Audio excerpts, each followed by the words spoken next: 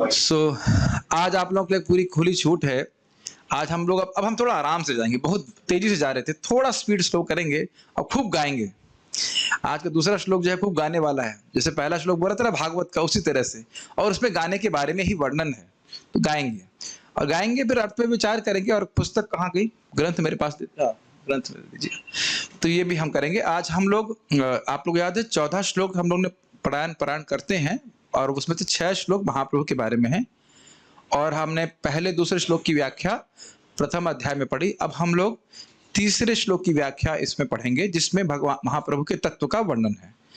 तो अब इस संबंध में हम कोई मेरे पीछे बोलेंगे तो अच्छा रहेगा। एक श्लोक हम बोलते हैं, श्री चैतन्य प्रभु वंदे। माइक पे बोलेंगे तो अच्छा रहेगा। बालोपि यद अनुग्रहात् तरेन नाना मत ग्राहात् व्याप्तम सिद्धांत सागरम मैं श्री चैतन्य महाप्रभु की वंदना करता हूँ। यदि संस्कृत तो समझ में आने लग गई होगी। क्यों कर रहे हैं? तो कह रहे हैं बालोपि यद अनुग्रहात्, जिनके अनुग्रह से। बालोपि, बाल का अर्थ क्या होता है? बाल का मतलब सर के बाल नहीं, बाल का मतलब बालक भी। बालो अपि, बालक भी। तरेना नाना मत ग्राह व्याप्तम सिद्धांत सागरम, जो सिद्धांत के सागर है, बहुत सारे सिद्धांत है, ये सिद्धांत वो सिद्धांत, और उस सिद्धांत का जो सागर है उसमें बहुत सारे ग्राह व्याप्त है। ग्राह मतलब मगरमच्छ, मायावाद का सिद्धांत, ये जिसको जो एक भक्त को खा सकता है, तो उनकी कृपा से उन सबको वो है इस सिद्धांत के सागर को पार कर जाएगा। क्या सिद्धांत के संबंध में? भगवान कौन है, ब्रह्म कौन है, परमात्मा कौन है, सारे कुछ। इसलिए श्लोक को बोल रहे हैं। सिद्धांत समझाने वाले हैं ना कि सिद्धांत कौन है। सिद्धांत के अनुसार भगवान कौन है? चैतन्य महाप्रभु कृष्ण ही परम तत्व हैं। तो पर तत्व कौन है, इस संबंध में इस सिद्धांत को प्रस्तुत करने के लिए बहुत सारे सिद्धांत समझ में नहीं आता है, लेकिन भगवान चैतन्य महाप्रभु की कृपा से एक बच्चा भी इसको पार कर सकता है, समझ सकता है कि परम तत्व कौन है। भगवान श्री कृष्ण है, और वही चैतन्य महाप्रभु के रूप में आए। समझ रहे हैं? और वाकई बात सत्य है, क्योंकि अगर आप भक्तों से नहीं मिले हैं, कृष्ण महाप्रभु के भक्तों से नहीं मिले हैं, तो ये मालूम करना भी बड़ा मुश्किल है कि फॉर्म में पिताजी का नाम क्या लिखें। कॉलेज में लिखते ना पिताजी का नाम, तो हाँ वहां तो नहीं लिखते जो जिसको मान ले वही पिता है, ऐसा तो नहीं लिखते। नाम लिखते हैं ना, ये फलाना व्यक्ति हमारे पिताजी हैं। तो पूछे परम पिता कौन है? जो जिसको मान ले। या मान लीजिए आप अपने कॉलेज के एडमिशन पेपर में लिखते हैं पिताजी का नाम निराकार। हमारे पिताजी निराकार हैं, तो नहीं स्वीकार करता ना। तो पिताजी का नाम में कोई रिसर्च की जरूरत नहीं पड़ी, बच्चा भी माँ से सुनकर समझ लेता है। तो भगवान चैतन्य महाप्रभु की कृपा से व्यक्ति बड़ी आसानी से समझ लेता है कि साधन साध्य क्या है, जीवन का उद्देश्य मुझे कैसे प्राप्त करना है, एकदम क्लियर समझ में आता है। तो इसलिए वो है भगवान चैतन्य महाप्रभु की कृपा याचना कर रहे हैं। अब हम अगले वाले श्लोक को खूब गाने वाले हैं।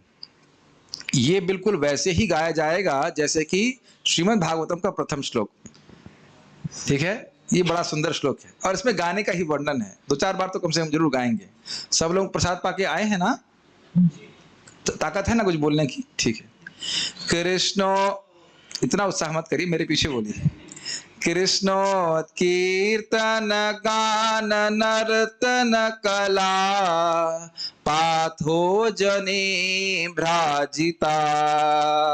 कृष्ण कीर्तन गान नर्तन कला पातो जनी भ्राजिता।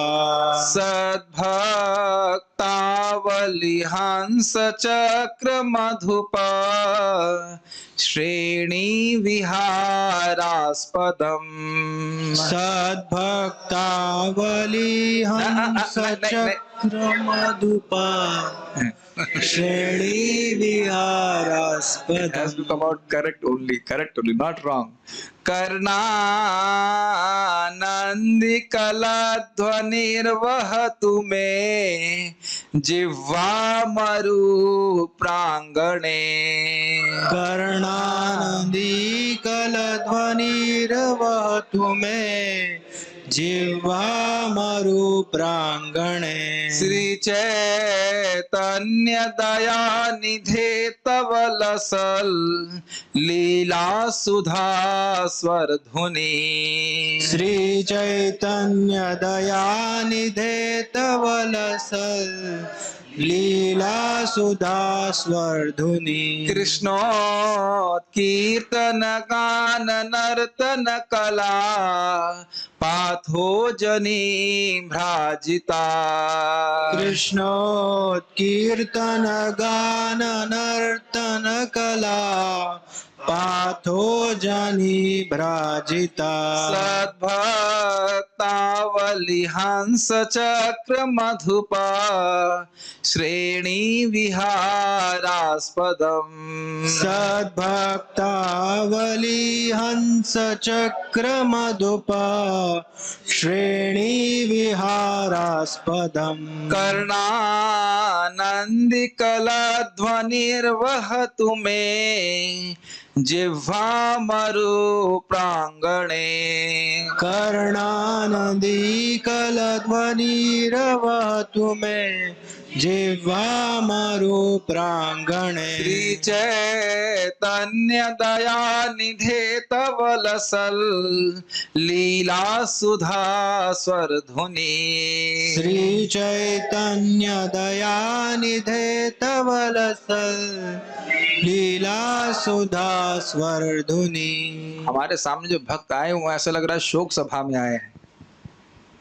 अरे कम से कम उन लोगों से प्रेरणा लेनी चाहिए जो लोग नारेबाजी करते हैं, है ना, फालतू की बात बोलते हैं जिससे व्यक्ति मरने वाला है। वो मेढक की तरह, याद है ना, मेढक हमारे शिक्षा गुरु थे ना। आप सब ब्रह्मचारी हैं, हमारे ऑनलाइन टेम्पल में और ऑफलाइन सब ब्रह्मचारी मेढक की तरह टर्राते हैं, जोर जोर से बोलते हैं। यहाँ ऐसे मरा हुआ लग रहा है, शायद ऐसे खाया नहीं खाया आपने। कितना सुंदर, अच्छा गाने में नहीं अच्छा लग रहा आपको, ये कितना सुंदर है।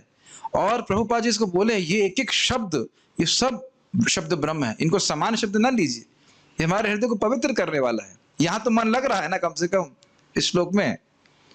अभी अर्थ बताएंगे तो बहुत खुश हो जाएंगे, लेकिन पहले बार और गाते हैं। उम्मीद है कि थोड़ा वॉल्यूम बढ़ाएंगे। करना में प्रभु सबको एक चपाती और खिलाना क्लास के बाद, ठीक, तब गाएंगे ये लोग।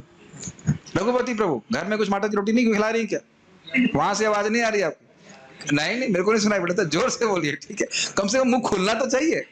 देखो साउथ इंडियन लोग बड़े एक्सपर्ट है उसमें, होते हैं सहस्त्र शीर्षा पुरुषा, जोर से बोलते, जोर से बोलना है, ठीक है। जोर से बोलेंगे तो मन आपका उसमें लगेगा, बहुत रमेगा, ठीक है। कृष्णो कीर्तन गान नर्तन कला पाथो जनी भ्राजिता।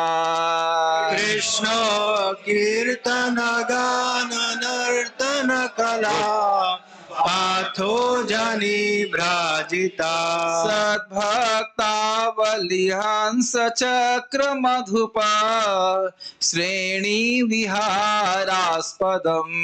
सद्भक्तावली हंस चक्र मधुपा श्रेणी विहारास्पदम्। कर्णानन्दिकलध्वनिर्वहतु मे जिह्वामरु प्रांगणे। कर्णानन्दीकलध्वनिरवहतु मे जिह्वामरु प्रांगणे। श्री चैतन्य दयानिधे तव लसल लीला सुधा स्वर धुनि। श्री चैतन्य दयानिधे तव लसल लीला सुधा स्वर्धुनि। इतना सुंदर है कि ऐसा लग रहा है बस तृप्ति नहीं हो रही ना, फिर से गाएं, लेकिन फिर भी अब हम रुक जाए। एक बार सब लोग साथ में गाते, ठीक, एक बार बस, और वन बाय वन। ये रोटी चपाती की तरह है नहीं, कितना चाहो उतना गाओ, है कि नहीं? सभी लोग मेरे साथ में गाइए। कृष्ण कीर्तन गान नर्तन कला पाथो जनी भ्राजिता। सद्भक्तावली हंस चक्र मधुपा श्रेणी विहारास्पदम्। कर्णानन्दिकलध्वनिर्वहतु मे जिह्वामरुराङ्गणे। श्री चैतन्य दयानिधे तव रसल लीला सुधा स्वर धुनि। इसके हम शब्दार्थ को भी बुलवाएंगे, मेरे पीछे बोलिए।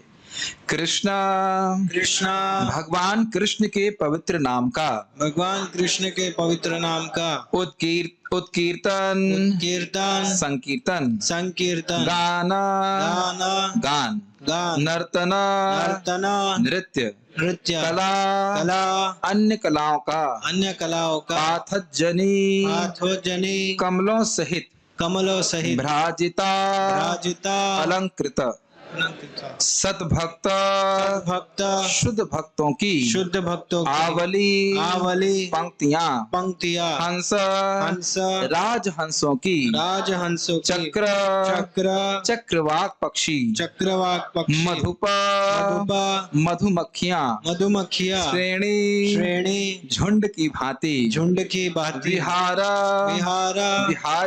विहार के आस्पदम निवास कर्णानंदी कर्णप्रिय कला मधुर ध्वनि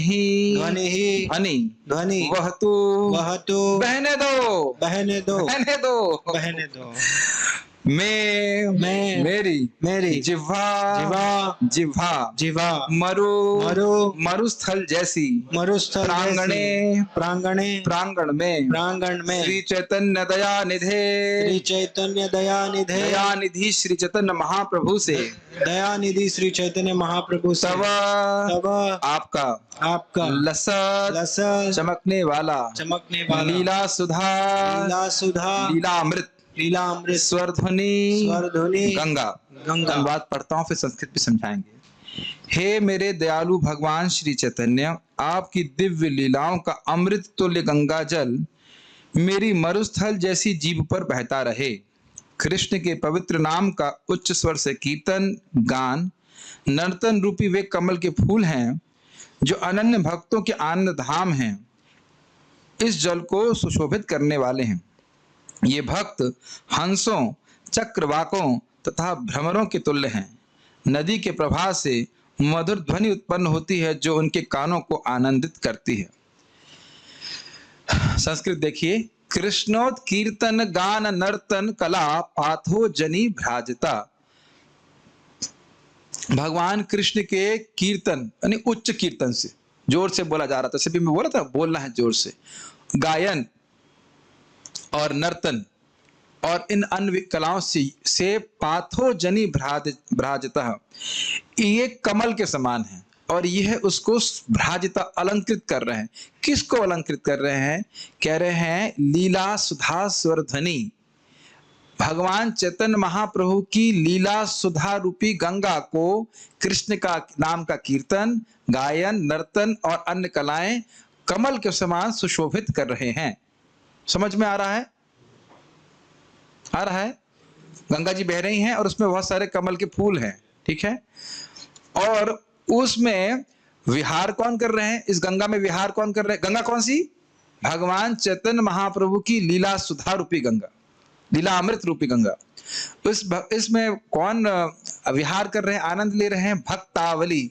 दीपावली सुना है आपने? दीपों की पंक्ति। तो कह रहे हैं भक्तावली, भक्त के भक्तों का झुंड है, अकेले बैठ के ध्यान नहीं कर रहे हैं, भक्तों का झुंड है जो इसमें विहार कर रहे हैं। वो कैसे हैं? हंस की तरह। हंस क्यों कहते हैं भक्तों को? क्योंकि वह हंस दूध से दूध निकाल लेता है, पानी छोड़ देता है, तो बस कृष्ण भक्ति को ही स्वीकार करने वाले हैं। चक्रवाक क्यों कह रहे हैं नहीं समझ में आ रहा मेरे को, लेकिन मधुप क्यों कह रहे हैं आप जानते ही हैं।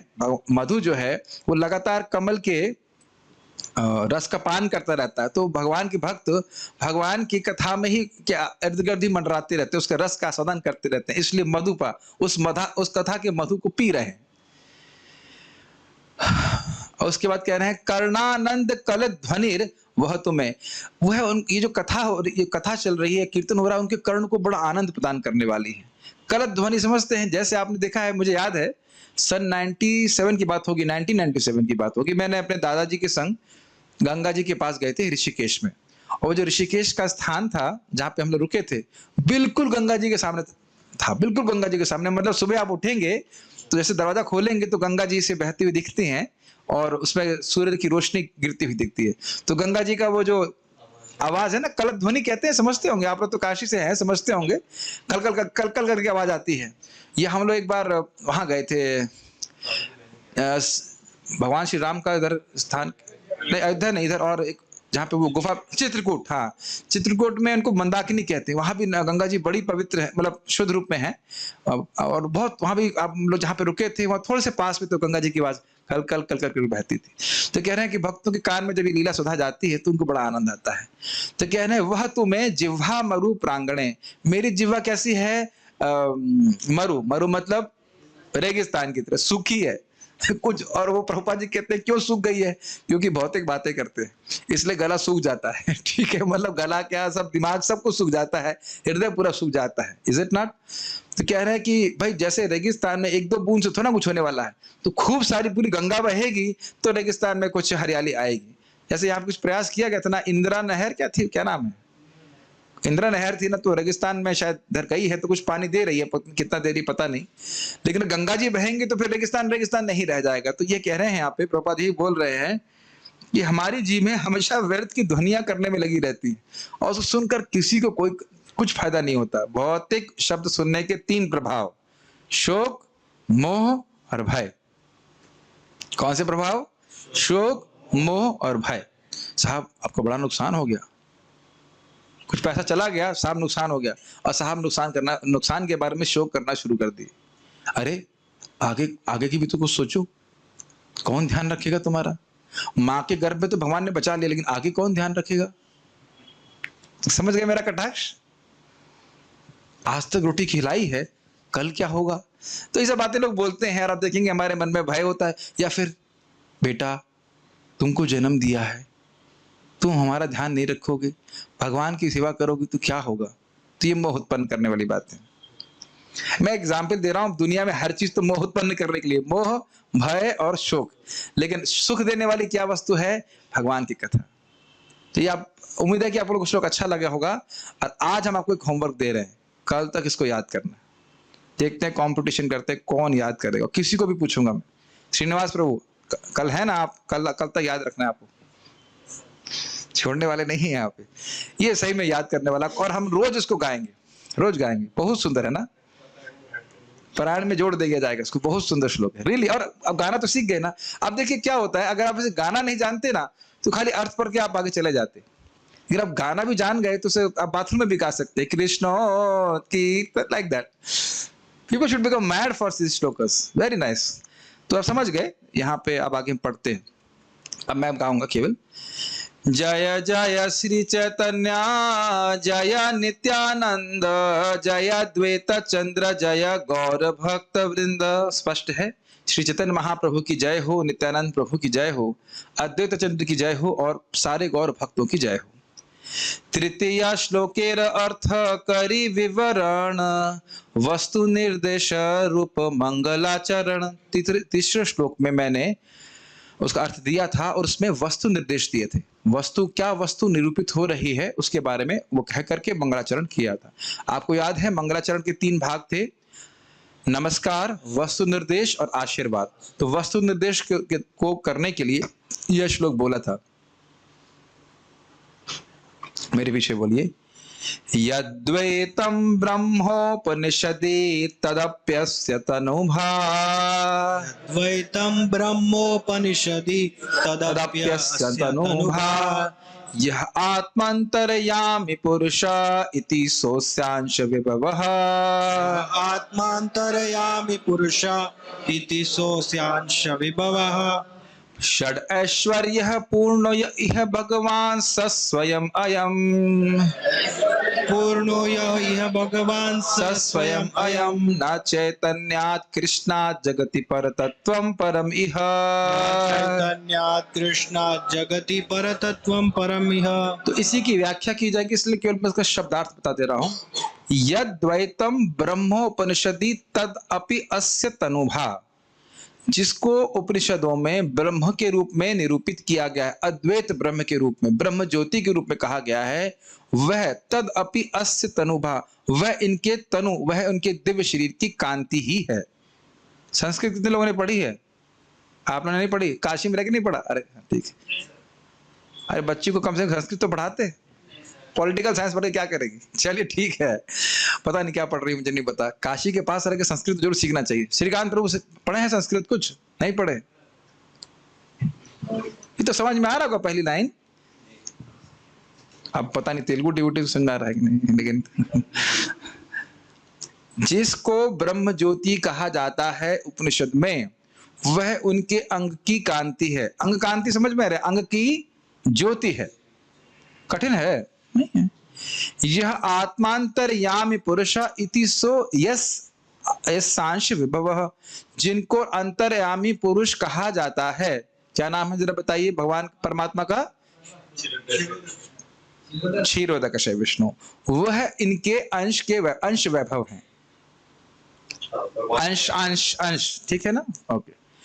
षड ऐश्वर्य पूर्ण यह भगवान, जो षड ऐश्वर्य पूर्ण भगवान है, स स्वयं अयम, अरे ये वही हैं। तीन ही तत्व बताए हैं ना भागवत में। आप सुन रहे थे ना दूसरे अध्याय में कि मानव जीवन का उद्देश्य है तत्व जिज्ञासा। तो प्रश्न आएगा कि वो तत्व है क्या? तो वदन्ति तत्व विदस तत्वम यज ज्ञानम अद्वयम ब्रह्मेति परमात्मेति भगवान इति शब्दते। ये पढ़ाया था कि नहीं पढ़ाया था? कि इस जगत में वास्तविक तत्व केवल तीन है, जिसको तत्व लोग एक ही वस्तु कहते हैं, अलग अलग नहीं, अलग अलग लेवल्स हैं। ब्रह्म, परमात्मा और भगवान। आप लोग ऐसे देख रहे हो, ऐसे लग रहा है मैं आउट ऑफ कोर्स बोल रहा हूं। कुछ नहीं पढ़ाया था ये? तो सब अब तो भक्त जानने लगे होंगे। ब्रह्म, परमात्मा और भगवान। मुझे लग रहा है कि जूम वाले डिवोटीज एब्सेंट मार रहे थे, है ना? मार रहे थे ना एब्सेंट, तभी ऐसे देख रहे हो कि क्या बोल रहे हैं। अब तो ये भी नहीं कह सकता प्रभु जी हम गांव में थे तो क्लास सुन नहीं सकते थे। अब तो कहीं नहीं फंस सकते। आज एक भक्त वापस आ गए, हमने कह रहे भैया ज्वाइन मत करो, ऑफलाइन मत ज्वाइन करो, ऑनलाइन तो ज्वाइन कर लो हमारा मंदिर, ऑनलाइन तो पढ़ने आओ। आ गए जब करने फाइनली वो समझ रहे हैं। अब तो कोई बहाना नहीं है कि कहाँ भाग गए प्रभु जी, नेट नहीं है। हमारा नेट हर जगह है ना? हर जगह नेट, गांव गांव में है ना? तो अगर आप नियमित रूप से श्रवण कर रहे होंगे तो एकदम आसान है। भैया आपको समझ में आ रहा है? तीन तत्व परमात्मा, ब्रह्म और भगवान, भैया को समझ में आ रहा है, बाकी लोगों को समझ में नहीं आ रहा है, सब एब्सेंट मार रहे हैं आप। कोई बात नहीं, आगे से एब्सेंट मत मारिए, अभी समझाएंगे। तो ये षड ऐश्वर्य पूर्ण भगवान कौन है? अरे वही है, यही है। कौन है? न चैतन्याद कृष्णा जगति परतत्वम परमिह। चैतन्य महाप्रभु जो कृष्ण साक्षात है, वही ये तीनों हैं। उनकी अंग कांति को ब्रह्म कहा जाता है। जो अंतर्यामी पुरुष हैं परमात्मा, वो उनके अंश हैं। और षड ऐश्वर्य पूर्ण भगवान वो स्वयं है। लेकिन तीनों की अनुभूति इस पर निर्भर करती है कि व्यक्ति क्या साधना स्वीकार करता है। उसकी व्याख्या यहाँ पे होगी। वैसे हम लोग पहले भी खूब चर्चा कर चुके हैं कि ब्रह्मवादियों को ब्रह्म की अनुभूति होती है, परमात्मावादियों को परमात्मा की, और भगवान की अनुभूति केवल भक्तों को होती है। तो ये तो बड़ा स्पष्ट समझ में आ रहा है। इसको हम आगे पढ़ते हैं। ब्रह्म आत्मा भगवान अनुवादती न अंग प्रभा अंश स्वरूप तीन विधेय चिन्ह। ब्रह्म मतलब जो शब्द यहां बोल रहे हैं, ब्रह्म, आत्मा और भगवान, ये तीन ही इस तत्व का अनुवाद है। तो ब्रह्म है अंग प्रभा, प्रभा मतलब रोशनी, अंग भगवान के दिव्य अंगों से, भगवान कृष्ण के दिव्य अंग से निकलने वाली प्रभा या ज्योति को ब्रह्म कहा जाता है। उन्हीं के अंश के अंश के अंश, महाविष्णु के अंश गर्भोदकशय विष्णु के, उनके अंश, अरे मैं उनको पकड़ने वाला था, पूछने वाला था, आपने पहले उत्तर दे दिया। सबका एग्जाम लेने वाले। उनके अंश हैं क्षीरोदकशय विष्णु। पढ़ाया ना कि पढ़ाया आपको? हाँ, वो कौन है? क्षीरोदकशय विष्णु कौन है इस जगत में? वेरी नाइस, वेरी गुड, परमात्मा स्वरूप। तो ये बड़ा स्पष्ट है, इजी है। अनुवाद आगे पाछे विधेय स्थापना से अर्थ कही सुन शास्त्र विवरण। इसको बोल रहे हैं वो। विधेय सदैव उद्देश्य के बाद आता है। अब मैं इस श्लोक का अर्थ शास्त्रों के अनुसार बताऊंगा। पढ़ते हैं आगे। स्वयं भगवान कृष्ण विष्णु पर तत्व पूर्ण ज्ञान पूर्णानंद परम महत्व। स्वयं भगवान है श्री कृष्ण, विष्णु ही वो विष्णु है, परम तत्व है। और बहुत इजी है, क्या लिखा हुआ है? विष्णु तत्व है, सर्वव्यापी है, वह पूर्ण ज्ञान और पूर्ण आनंदमय है, और वो परम महत्व, उससे परे कोई तत्व है नहीं। भगवान कृष्ण से परे कोई तत्व नहीं है। वो पूर्ण आनंदमय है, ज्ञानमय है, सच्चिदानंद विग्रह है। स्पष्ट है। वो कौन है? तो कह रहे हैं नंद सुत बोली जा रे भागवते गाई से कृष्ण अवतीर्ण चैतन्य गोसाई। ये तो एकदम हिंदी जैसा है। जिनको भागवत नंद सुत कह रही है, नंद सुत मतलब नंद के बेटे कह रही है, वही कृष्ण अवतीर्ण हुए हैं चैतन्य गोसाई के रूप में। ठीक, अब आप देख रहे हैं ना संस्कृति क्या, न चैतन्यात् कृष्ण, तो वही चैतन्य महाप्रभु, वो कृष्ण ही चैतन्य महाप्रभु के रूप में आए हैं। प्रकाश विशेषते धरे तीन नाम, ब्रह्म परमात्मा और स्वयं भगवान। तो वे कह रहे हैं यहां पे प्रकाश का अर्थ है विस्तार। अपने आप को भगवान विभिन्न रूप में विस्तारित करते हैं तो उनका अलग अलग नाम रखा जाता है। तेहो धरे तीन नाम, एकदम हिंदी, उनको अलग अलग नाम से पुकारा जाता है। एक को ब्रह्म कहते हैं, एक को परमात्मा और एक को स्वयं भगवान कहते हैं। अब आ गया श्लोक भागवत का। अब कहां बचेंगे भागवत से? अब समझ में आया कि भागवत समझ में आती है तो चैतन्य चरितामृत अधिक समझ में आती है। चलिए ये तो हमने पढ़ा दिया, ये नहीं कह सकते कि आपने ये श्लोक पढ़ा नहीं है। वदन्ति तत्त्वविदस्तत्त्वं यज्ञानमद्वयं ब्रह्मेति परमात्मेति भगवानिति शब्दते। वदन्ति तत् तत्त्वविदस्, तत् उस तत्व को तत्ववादी तत्वविद लोग जो हैं वह बोलते हैं। प्रभुपाद जी कहते हैं ऐसा नहीं है जो तत्व को जानता है वो चुप रहता है, वो खूब बोलता है और बोलता नहीं है, बोलते हैं। बहुत सारे हैं जो खूब बोलते हैं। कभी कभी लोग कहते हैं कि जिसको ज्ञान हो गया बस वो तो अब बस कुछ नहीं बोलेगा, ऐसा होता नहीं है। जिसको वाकई भगवान के बारे में ज्ञान हो गया वह भगवान के बारे में बताएगा। तत्वम यज ज्ञानम अद्वम, वह अद्वय ज्ञान है। वहां पे ज्ञाता ज्ञेय और ज्ञान वो एक ही वस्तु है, अलग अलग नहीं है। भगवान ही ज्ञाता है, भगवान ही ज्ञेय है, भगवान ही ज्ञान है। प्रभु जी सब बातें क्या बोल रहे हो, इसकी व्याख्या हम यहाँ पे इसलिए नहीं कर सकते हैं क्योंकि हम पढ़ा चुके, फिर भी नए भक्तों के लिए बता देता हूं। जैसे ओके, जूही नाम है ना आपका, जूही माता जी, ये क्या है? माउस है। तो आप इसको जान रही ना कि ये माउस है, तो ये ज्ञान है ना आपको कि माउस है। आप माउस हैं तो आप माउस से भिन्न हैं, तो ये हो गया ज्ञेय जिसको आप जान रही हो। आप ये जान रही हो गया ज्ञान और आप हो गई ज्ञाता। जाह्नवी माता जी समझ में आया? माता जी लोगों को समझ में आ गया। और कौन? प्रभु जी, श्रीनिवास प्रभु, ये क्या है? कुछ तो है, आप नाम नहीं जानते। चलिए इसको नाम नहीं जानते हैं, एक मिनट, इसको जानते हैं। ये क्या है? ग्लास है। आप कौन है? आप ग्लास तो नहीं है। आप जान रहे हैं ये ग्लास है। ये तीन वस्तुएं भेद है ना अलग अलग, ज्ञेय, ज्ञान और ज्ञाता। इतनी बात समझ में आ रही है? क्या इस जगत में इसके अलावा कोई चौथी वस्तु है? बताइए। परमात्मा को छोड़ दीजिए, परमात्मा की बात नहीं कर रहा हूं, वो जगत के नहीं है। क्या इन तीन वस्तुओं के अलावा कोई आपको वस्तु दिख रही है? आशीष प्रभु, आशीष नहीं, अंकित प्रभु, मैं देख उधर रहा था और नाम बोला था गलत। अंकित प्रभु, समझ में आ रहा है? ये मुझे लगता है बहुत आसान है। कभी कभी लोगों को ये बात समझ में नहीं आती कि हम क्या कह रहे हैं, इसीलिए अद्वय तत्व कह रहे हैं।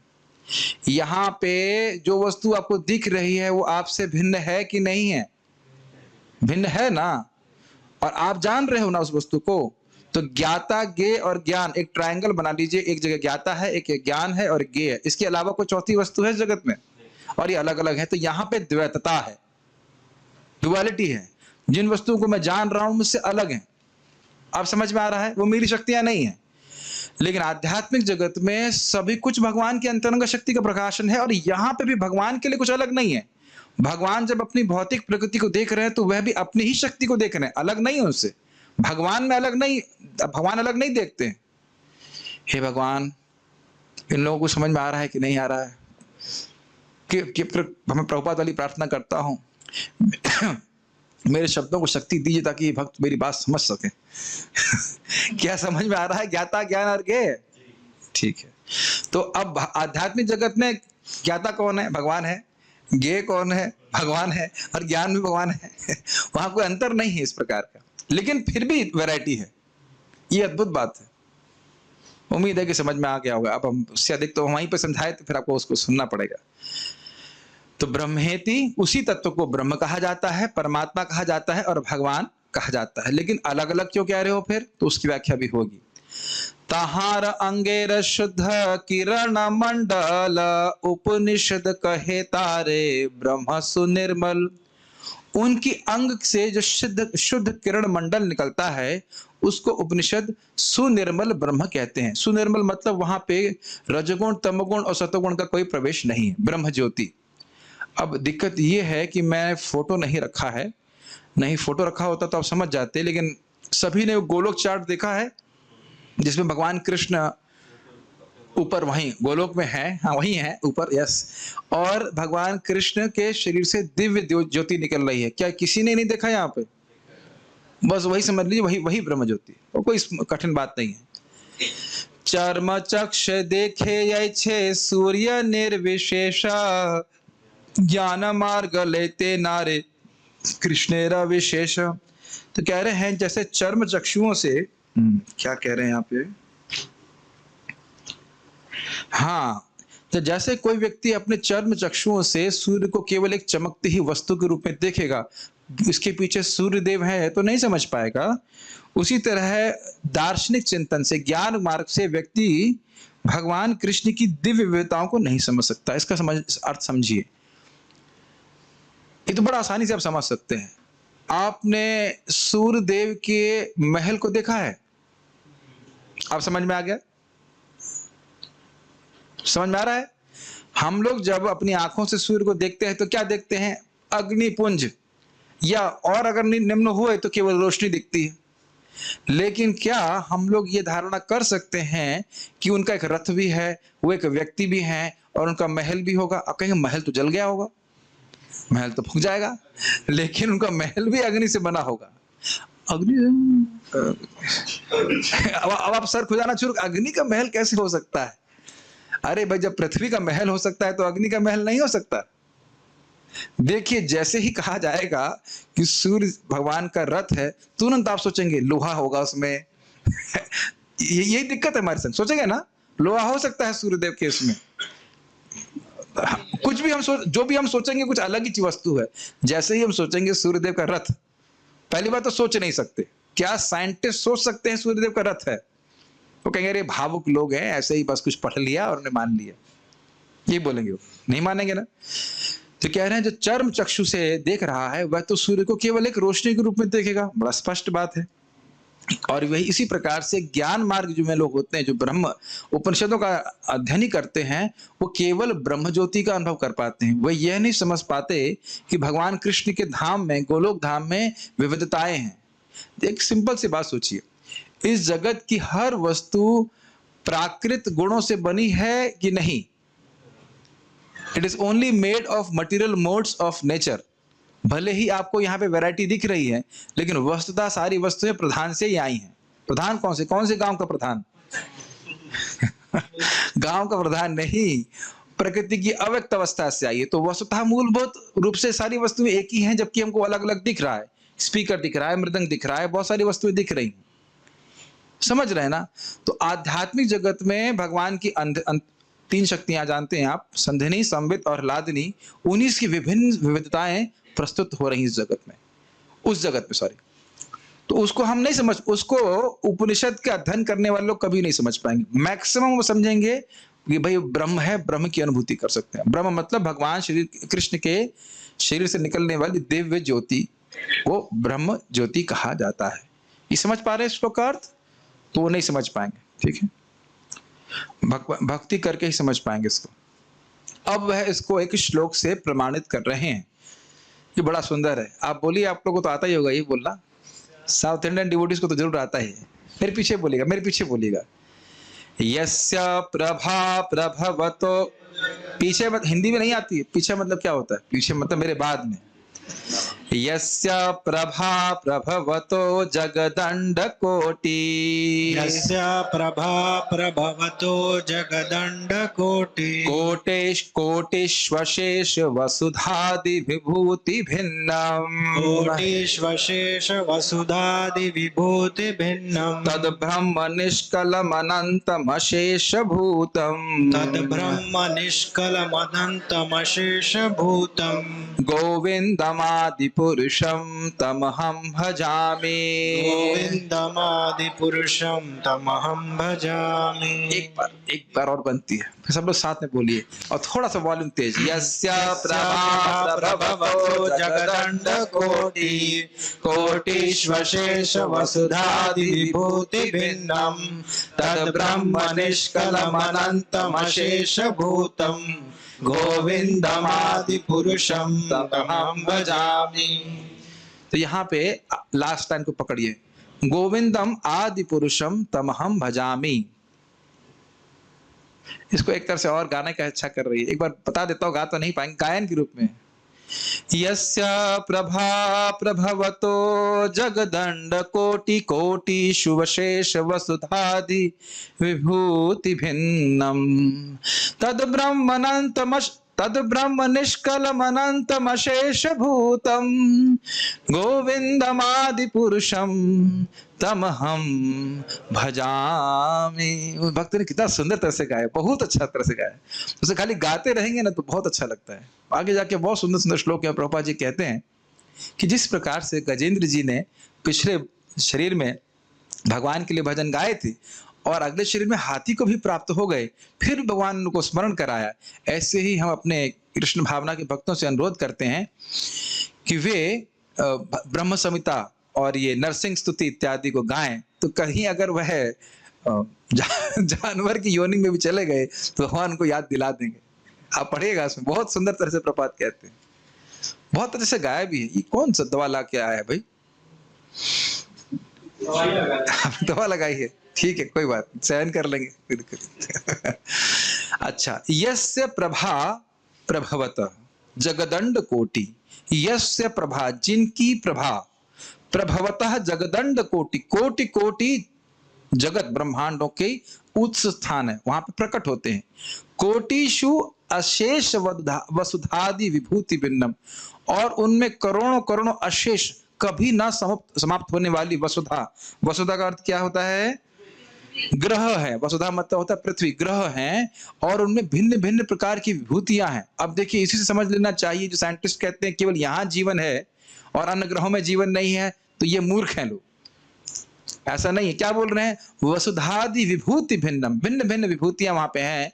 तद ब्रह्म निष्कलम अनंतम अशेष भूतम, वे जो ब्रह्म है वह निष्कल है। निष्कल मतलब पूर्ण है, अनंत है, और अशेष भूत मतलब कभी समाप्त होने वाला नहीं है। वह किसकी प्रभा है? गोविंद की। तो मैं उन गोविंद का भजन कर रहा हूं। तो यहाँ पे ये क्यों श्लोक रखा गया है? ताकि यह प्रमाण दें कि ब्रह्म जो है वह भगवान कृष्ण की अंग कांति है। ठीक? क्योंकि देखिए, जब हम पहली बार चैतन्य चरितामृत पढ़ेंगे तो हम समझ ही नहीं पाएंगे ये श्लोक आ कहां से गया बीच में। और अगर आप फ्लो समझ लेंगे तो आपको रुचि होगी कि हाँ भाई ये क्यों बोला जा रहा है। अब तो सर समझने में कोई कठिनाई नहीं हो रही होगी। कोटि कोटि ब्रह्मांडे ये ब्रह्मेर विभूति, सेई ब्रह्म गोविंदेर हय अंग कांति। कुछ व्याख्या की जरूरत है? कोई जरूरत नहीं है। कोटि कोटि ब्रह्मांड भी जिस ब्रह्म की विभूति हैं वे ब्रह्म गोविंद की अंग कांति हैं। कुछ उसमें विशेष लगा आपको? केवल भगवान अपनी अंग कांति से ही ब्रह्मांड के ब्रह्मांड पालित हो रहे हैं, सृजित हो रहे हैं, सहाय हो रहे हैं। किसी सामान्य व्यक्ति का हम भजन नहीं कर रहे। इसीलिए इन सब बातों को जब श्रवण व्यक्ति करता है तो उसको तो इसी बात का उत्साह होता है कि अरे हमारी नौकरी तो लग गई। समझ में आए बात? अरे भाई, चपरासी की ही नौकरी लग जाए गवर्नमेंट में तो आजकल तो उसी में लोग खुश हो जाते हैं, है कि नहीं? मैंने सुना है। किसकी तैयारी कर रहे हो? चपरासी की तैयारी कर रहे हो? चपरासी के लिए कंपटीशन की तैयारी? गलत तो नहीं बोल रहे हैं ना? आजकल लोग शायद सुना चपरासी में भी 50,000 या 60,000 मिलता है, क्योंकि बड़े गवर्नमेंट का जॉब कर रहे हैं, तो चपरासी होने से भी बढ़िया है। तो कहने का अर्थ ये है कि भगवान इतने महान हैं और उनकी हमें कुछ सेवा करने का मौका मिल रहा है। सेवा मतलब आप खाना बना रहे हैं भगवान के लिए, भगवान आपका भोग स्वीकार कर रहे हैं।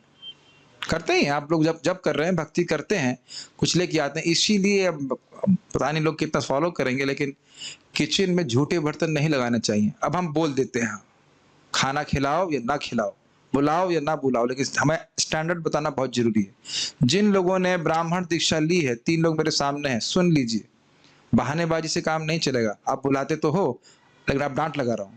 जो अपने बर्तन हम भगवान के सिंक में धुलते हैं, ये बहुत बड़ा अपराध है, बहुत बड़ा, कभी नहीं करना चाहिए। आज आप लोग कहेंगे भाई गलत फंस गए, गलत मूड में आप। हम लोग बोलते नहीं है कुछ, लेकिन हम बोलना जरूरी है। ये बहुत बड़ा अपराध है। मंदिर में हमारे कर्णामृत प्रभु को पूछ लीजिए, कोई नहीं लेके जाता अंदर बर्तन। अपने झूठे बर्तन भगवान के अपने किचन में भी नहीं लेके जाना चाहिए। आप समझ रहे किसको भोग लगा रहे हैं? प्रभु जी, इसका मतलब हमको एक सिंक के लिए और पैसा खर्च करना पड़ेगा? यस, हमारे आश्रम में भी आके देख लीजिए, हम लोग तो ज्यादा कुछ कुकिंग नहीं करते हैं। किचन एक अलग है, उसमें अलग, चाहे हम केवल दूध उबालते हैं, हम लोग गरीब ब्रह्मचारी क्या करें केवल दूध उबालते हैं, वहां भी बर्तन को जाएगा तो तुरंत डांट पड़ जाएगी, वहां कैसे लेके चले गए तुम? क्यों जरूरी है ये? ताकि ये चेतना रहे कि नहीं, ये भगवान के लिए बन रहा है, चलता नहीं चलता है। मुझे बहुत अच्छा लगा, हमारे संतुष्ट कृष्ण प्रभु हैं होटल में, आप जाइए देखिए, बहुत पैसे वाले नहीं है, 15,000 ऐसे कुछ उनकी पेंशन है, लेकिन माता जी प्रभु जी तुरंत एक बार कहने से मान गए। एक सिंपल बाहर किचन अलग किया, अब किचन में कभी भी कोई अपना प्लेट बर्तन कभी नहीं जाता। ये ब्राह्मणिकल कल्चर है, छुआछूत नहीं है। इससे हम स्मरण करते हैं कि ये भगवान के लिए भोग बन रहा है। कैसे करना है वो हो जाता है, अगर ये इच्छा हो कि क्या करना है। समझ रहे ना? अब हमारे यहाँ की फूड फॉर लाइफ वाली खिचड़ी खा के देखिए, अच्छी बन रही है और बहुत अच्छी बन रही है। उससे पहले तो क्या था, कुछ नहीं कहना चाहते, रिकॉर्डिंग हो रही इसलिए कुछ कहना नहीं चाहते। Everything is depending on intention, your intention. क्या सुना है, जहां चाहा वहां रहा। समझ रहे हैं? हमें तो याद है कि हम लोग आईआईटी में थे, सर इतना डांट लगाते थे, धोती कुर्ता पहने बिना आप किचन में नहीं घुस सकते। तो तभी से वो बात हमारे मन में फंसी हुई है, इतना साफ सब कुछ। और अपना प्लेट ले जाना तो वो भूल जाइए। मतलब जैसे विराज रवर है ना, विराज रवर के इधर गुणों का प्रकाशन है, उधर दिव्य स्थिति है, बिल्कुल वैसे एकदम वो ठाकुर जी की सेवा है। वो किचन के स्टैंडर्ड बड़े स्ट्रांग होने चाहिए। प्रभुपाद जी इसको बहुत गंभीरता से लेते थे। यहाँ तक कि मुझे याद आ रहा है, यमुना माता जी बहुत अच्छी शुद्ध भक्त हैं। वो एकदम शुरुआत की बात है, तो वो दीक्षा भी नहीं ली थी। और प्रभुपाद से पूछी, प्रभुपाद उनकी वो हेल्प कर रही थी प्रभुपाद जी की भगवान के लिए कुकिंग करने के लिए। तो कह रही, प्रभुपाद जी मैं क्या सिगरेट पी सकती हूँ? तो प्रभुपाद जी ने कहा ठीक है, जाओ बाहर जाके पी के आओ, फिर मुंह धुल के आओ। इस प्रकार से आगे जाके कितनी भक्त बन गई। तो नियम बहुत जरूरी है समझने के लिए कि भगवान किसकी सेवा कर रहे हैं। अरे डीटी वर्शिप के नियम तो आगे की छोड़ दिए, इतना तो नियम पालन कर रहे हैं कि अपने झूठे बर्तन तो कम से कम वहां ना धुले जब भगवान के बर्तन धुल रहे हैं। डीटी वर्शिप के सेमिनार तो बहुत कर लिया हमने, केवल सेमिनार करने के लिए नहीं होता, उसे करना चाहिए। मैं इसलिए बोल रहा हूँ, ये बहुत महत्वपूर्ण शिक्षा मिल रही है। जिस व्यक्ति मतलब भगवान की अंग कांति पूरे विश्व को पालन करने वाली है, जिनकी लाइन में लग के लक्ष्मी जी सेवा कर रही है। क्या है? लक्ष्मी सहस्त्र शत संभ्रम सेव्यमानम, हजारों लक्ष्मियां, हजारों लक्ष्मियां जो है संभ्रम, कहीं हमें नौकरी से निकाल तो नहीं देंगे, मतलब सेवा से निकाल तो नहीं देंगे, ऐसे करके सेवा कर रही हैं। उनको कितनी सम्मान के साथ हमें भोग लगाना चाहिए। प्रभु जी आप क्यों डांटते हैं? क्योंकि हम चाहते हैं कि भगवान आपकी सेवा से और अधिक प्रसन्न हो। प्रभुपाद जी के शब्द है ये बात की, दो बातें समझ लीजिए। एक कि अगर आप सिंपल खिचड़ी भी बनाइए, साफ सुथरे किचन से आप बनाएंगे, कृष्ण स्वीकार करते, एक बात तो ये। दूसरा, यदि कृष्ण आपका भोग स्वीकार करते हैं तो कितना आपको कृपा हो जाएगी, ये भी समझ लीजिए। आप कल्पना नहीं कर सकते कि कृष्ण आपकी कृपा आपका भोग स्वीकार करेंगे तो आप पर कितना कृपा करेंगे। कल्पना करने की जरूरत ही नहीं। पूतना तो है ना, आप में से कोई है पूतना है कोई माता जी यहाँ पे? किसी का नाम, दीक्षा का नाम है पूतना देवी दासी? कुछ भी रख दिया, पूतना नाम तो नहीं रखेंगे ना। भले ही पूतना अजामिल दास तो सुना हमने, लेकिन पूतना देवी दासी तो नहीं रखा ना किसी का नाम। नहीं रखा ना, जबकि पूतना भगवान के पास चले गई है, फिर भी जहर दिया तो भगवान के पास अपने पास लेके गई। तो आप देख रहे हैं कितना भगवान मानते हैं छोटी सी सेवा करने से भी। लेकिन उसको थोड़ा सा चेतना से किया जाए, इंटेंशन क्या है। प्रभुपाद जी तो इतना सुंदर बोलते हैं प्रवचन में, कहते हैं आप केवल ये सोच रहे हैं कि मैं से खाऊंगा नहीं, कि कृष्ण पहले खाएंगे। यही आपकी कृष्ण भावना है, यही आपको बहुत बड़ा भक्त बना देती। अभी मैं कुछ दिन पहले सुन रहा था, प्रभुपाद जी के प्रवचन जरूर सुनने चाहिए, क्योंकि डाउट एकदम क्लियर हो जाता है। यहाँ कभी कभी वो कहा उस भक्त का मत है, इस भक्त का मत है। अरे भैया सारे मत एक तरफ, प्रभुपाद जी क्या कह रहे हैं ये दिखाओ। कोई कहेगा 64 माला जप नहीं करोगे तो तुम्हारा जो है बहुत ही स्वीकार करेंगे। प्रभुपाद कहीं बोले ऐसा? प्रभुपाद तुम स्पष्ट बोले, रेस्ट अश्योर्ड। बस ये सारी चीज ध्यान रखिए, किसी झूठा नहीं करें, शबरी नहीं बने, तुरंत नहीं बने शबरी। और ये ध्यान रखिए कृष्ण के लिए बना रही हूँ, बना रहा हूँ। ध्यान रखने का मतलब क्या है, उसे चखेंगे नहीं और साफ सुथरे तरीके से बनाएंगे। ये नहीं कि अपने बच्चे का ही वही इसमें बर्तन पटक दिया। स्टैंडर्ड बताया जा रहा है, जिसको ग्रहण करना है वो प्रगति करेगा, जिसको नहीं करना है वो चलता रहेगा, चलता ही काम कर रहा है, क्या कर सकते। हाँ मतलब 2-3 लोग जो भी कुकिंग कर रहे हैं वो बनाए, लेकिन इतना तो करें कि कम से कम अपने झूठे बर्तन उसमें ना मिलाएं। अरे माता जी सारे नियम आगे की बात छोड़िए, इतना तो करे कम से कम कि वह अपने झूठे बर्तन न मिलाए। और मैं केवल 2-3 भक्तों को नहीं बोल रहा हूँ, मुझे पता है गृहस्थों के यही चलता है। आइए प्रभु जी प्रसाद खाने आइए, और प्रभु जी देख नहीं कि आप क्या कर रहे हो, सब देखा जा रहा है कि क्या कर रहे हो। क्योंकि देखिए मैं इसलिए बोल रहा हूँ, हम लोग की ट्रेनिंग ही ऐसी हुई थी। IIT में हम लोग कभी सोच ही नहीं सकते थे कि अपना बर्तन, पानी का बर्तन भी अंदर लेके जाएंगे। तो इसी प्रकार से ट्रेनिंग हुई, तो इसी प्रकार से हम हैं अभी तक। मैं खाली सी बात बोल रहा हूँ कि हम सामान्य व्यक्ति की सेवा नहीं कर रहे हैं। और पॉजिटिव वे में भगवान ने उसी प्रकार से अपनी सारी शक्ति अपने नामों में रखी हुई है। नामोच्चारण कर रहे हो, उत्साह होना चाहिए, ये नहीं सोचना चाहिए अरे मैं क्यों फंस गया यहाँ पे हरि नाम करने के लिए।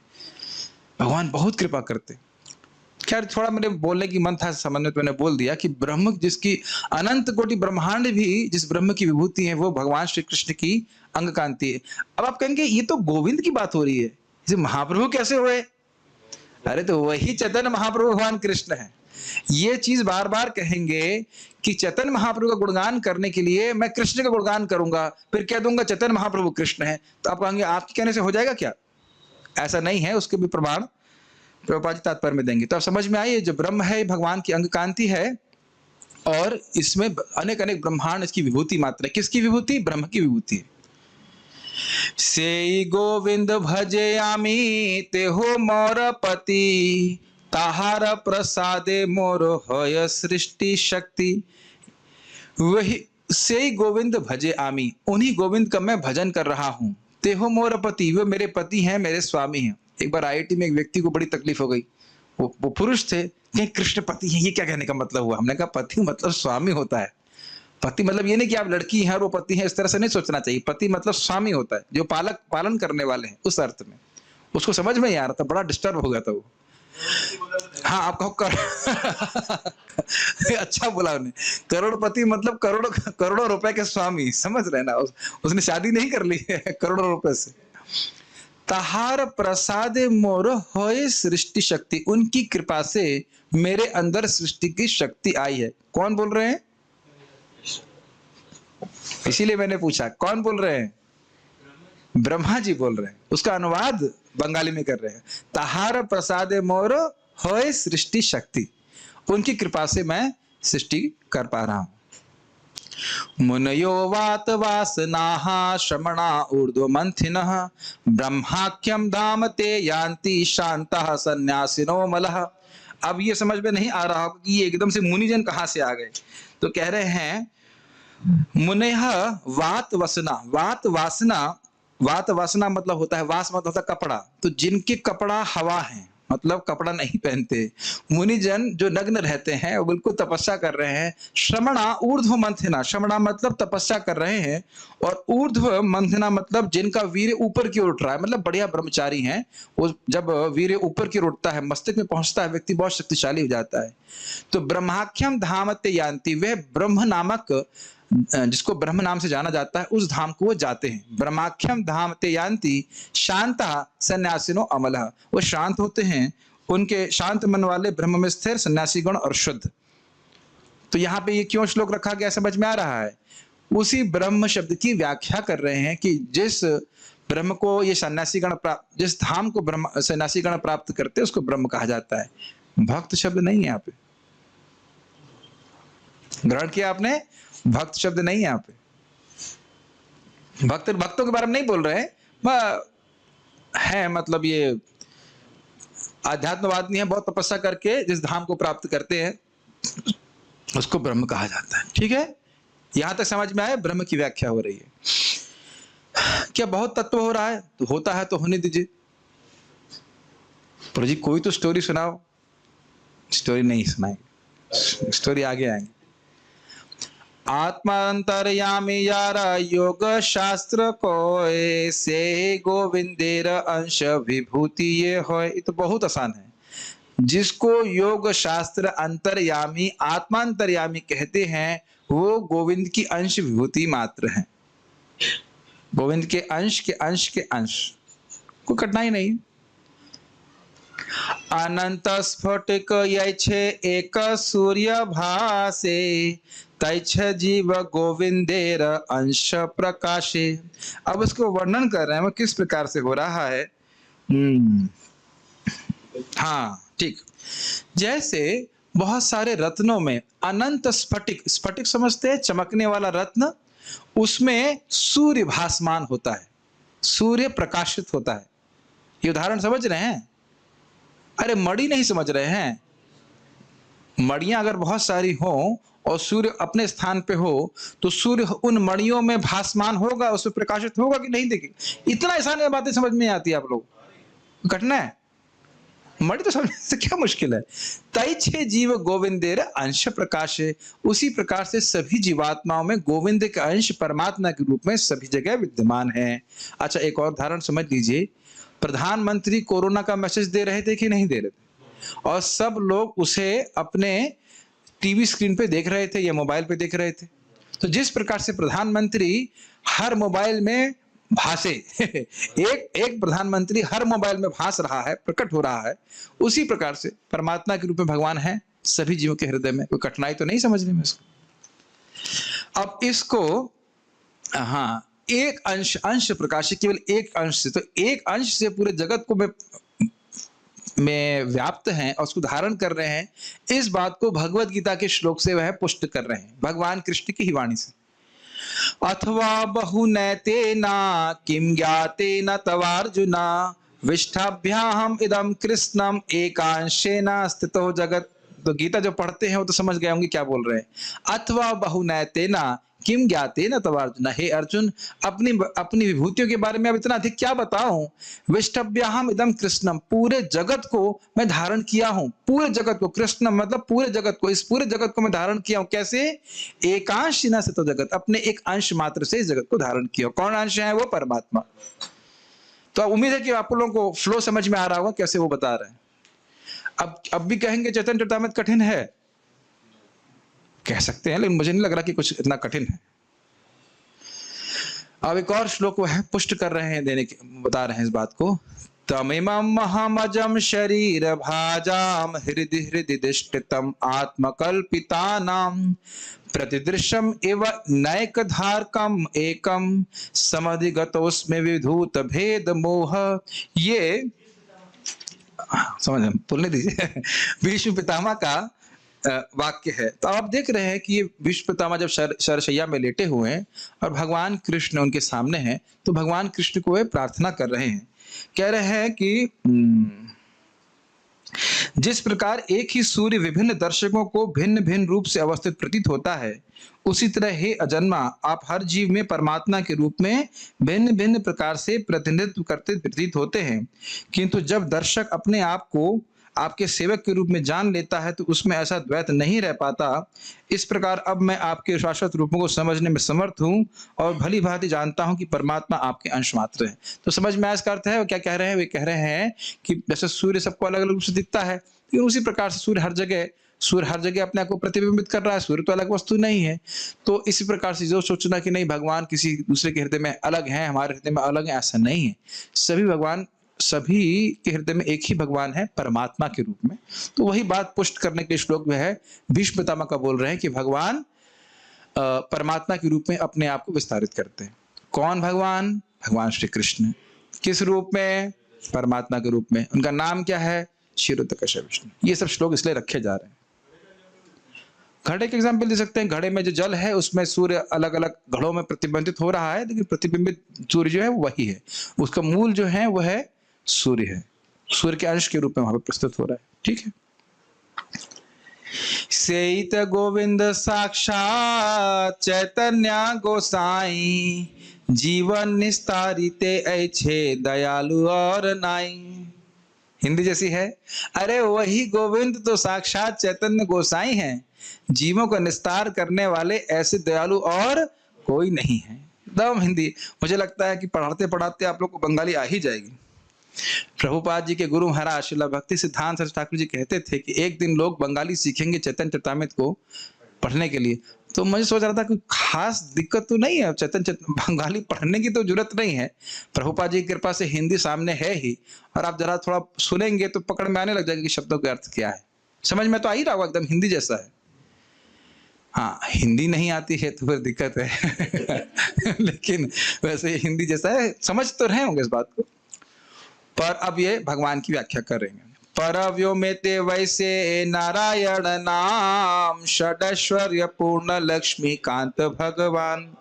परव्योम में, हाँ एक बात इंपॉर्टेंट है, ये सभी भक्त लोग नोट करेंगे इसको, आदिला चैप्टर 2 टेक्स्ट नंबर 22, इसको आपको पढ़ना है, इसको आपको पढ़ना है, क्योंकि इसमें बहुत सारे प्रभुपाद जी अपने तात्पर्य में व्याख्यान करते हैं शास्त्रों का, जिसमें वर्णन है कि कैसे चैतन्य महाप्रभु साक्षात कृष्ण हैं। ये आप लोग पढ़ लीजिएगा ताकि कभी कोई पूछे कि भाई चैतन्य महाप्रभु को तो तुम लोग भावुकता में कृष्ण स्वीकार करते हो। ये चलिए मैं कुछ कुछ बोल देता हूं क्या क्या है इसमें।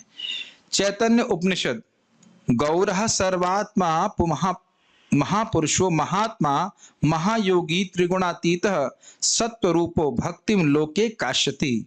भगवान गौर जो सर्वव्यापी परमात्मा हैं, वे उस महान संत तथा शक्तिशाली योगी के रूप में प्रकट होते हैं जो त्रिगुणातीत हैं और दिव्य कर्म के प्रतीक हैं। समझ में आ रहा है? भगवान सन्यासी के रूप में आएंगे और भक्ति का प्रचार करेंगे। ये चैतन्य उपनिषद। फिर श्वेताश्वतर उपनिषद में है, बहुत सारे श्लोक इसमें दिए, कम से कम कितने हैं, 7 8 श्लोक दिए गए हैं। तो इतना होमवर्क आप लोग करेंगे कि नहीं करेंगे? प्रभु डिग्री मिलेगी क्या होमवर्क करने के लिए? नहीं, डिग्री नहीं मिलेगी, महाप्रभु का आशीर्वाद प्राप्त होगा। तो कोई अगर पूछ ले तो सब लोग याद रहेगा। 1.2.22 आदि लीला मीन्स 1 चैप्टर नंबर 2 श्लोक नंबर 22। ये तो अब मुझे भी याद हो जाएगा। 1 2 2 2, एक के बाद 3 2, 1.2.22। तो वहां पे कोई भी आपको पूछे कि कहाँ प्रमाण है, तो ये सारे प्रमाण हैं चैतन्य महाप्रभु के भगवान श्री कृष्ण के ऊपर। श्रीकांत जी प्रभु जी, आपको चैतन्य चरितामृत स्पॉन्सर करी गई है कि नहीं करी गई है? तो उसकी पन्नी खोली कि नहीं खोली? खोली। आज खोलेंगे? ठीक है, तो खोल के पढ़ेंगे इसको। 1 2 22 पढ़ोगी लाला? क्या नाम है? अरे उसके पीछे बैठे क्या नाम, दीपक नाम याद आ रहा है मेरा, क्या नाम? दीन बंधु। खोलिए पन्नी, नहीं खोली? तो ये आपको सबको पढ़ना है, ठीक है? इंग्लिश में तो इंग्लिश में पढ़ लीजिए, हिंदी में भी हम फाइल अभी शेयर कर देंगे, तो आप उसको जरूर पढ़ेगा। सब लोग पढ़ेंगे इसको? यस। फोन में भी आ जाएगा, ये नहीं कह सकते किताब नहीं हमारे पास। ये बहुत जरूरी है। कहीं कोई आपको ऐसे बोले तुम लोग तो भावुकता में महाप्रभु को भगवान कृष्ण मानते हो, ऐसा नहीं। उपनिषद की व्याख्यान, पुराणों के व्याख्यान, महाभारत से बहुत सारे कोटेशन प्रभुपाद जी देते हैं। उसको भी मैं पढ़ाने का व्याख्यान करने का हमारे पास समय नहीं है, लेकिन आप उसे निवेदन है कि उसको जरूर पढ़ लें। इसको पढ़े बिना सोना नहीं है, ठीक है? और वो श्लोक भी याद करना है। 1.2.2, अरे 122 एंड 1.2.22, वाह, इट्स क्वाइट गुड। अब तो याद रहेगा ना क्या करना है, ठीक है? परव्योम में यानी आध्यात्मिक जगत में, स्पिरिचुअल वर्ल्ड में जिस प्रकार से भगवान नारायण के रूप में हैं, जो षड ऐश्वर्यों से पूर्ण हैं। षड ऐश्वर्य क्या है भगवान की? किसी को याद है? हमारा यही ऐश्वर्य है कि हम भूल जाते हैं। सारा यश, सारा ज्ञान, ऐसे याद रहता है। ऐश्वर्य समग्रस्य वीर्यस्य यशस्रः यशस्रिय ज्ञान वैराग्य षडंगा इति गणा। तो श्लोक ही याद नहीं रहता है, तो वही हमारा ऐश्वर्य है। तो सारे धन, सारा बल, सारा यश, सारा सौंदर्य, वैराग्य और ज्ञान, तो ये सारा इस प्रकार से षड ऐश्वर्य से युक्त भगवान हैं। इनको लक्ष्मीकांत, लक्ष्मी के पति भगवान है। जिस प्रकार से नारायण हैं, तो वेद भागवत उपनिषद आगम पूर्ण तत्व यार कहे नहीं यार सम। वेद, भागवत, उपनिषद और आगम शास्त्र जितने भी हैं, उनको ही पूर्ण, जिनको पूर्ण तत्व कहते हैं, और ना ही जारसम, उनके समान कोई भी नहीं है। क्या हुआ? ओ, फ्रीज हो रहा है।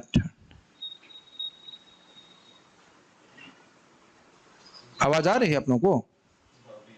अरे फ्रीज तो नहीं होना चाहिए। ओके, ठीक है, ओके। तो वेद, भागवत, उपनिषद और आगम शास्त्र जिनको पूर्ण तत्व कहते हैं, पूर्ण तत्व से क्या अर्थ हुआ? ब्रह्म। क्या सुना आपने? ब्रह्म क्या है? विपिन, विपिन प्रभु, ब्रह्म क्या मतलब हुआ? दिव्य शरीर की, हाँ, दिव्य शरीर से निकलने वाली अंग कांति। तो वहां कुछ कमी है, वहां पे भगवान की विशेषता नहीं दिख रही है, भगवान का स्वरूप नहीं दिख रहा है, गुण नहीं दिख रहे, तो उससे पर तत्व क्या हुआ? परमात्मा। लेकिन परमात्मा भी पूर्ण नहीं है। क्यों? क्योंकि परमात्मा केवल उपद्रष्टा और अनुमंता के रूप में कार्य कर रहे। देख रहे तुम क्या चाहते हो? जैसे हमारे प्रभु जी दवा लेके लगा के आए, तो मुझे यहां तक खुशबू आ गई कि नहीं आ गई?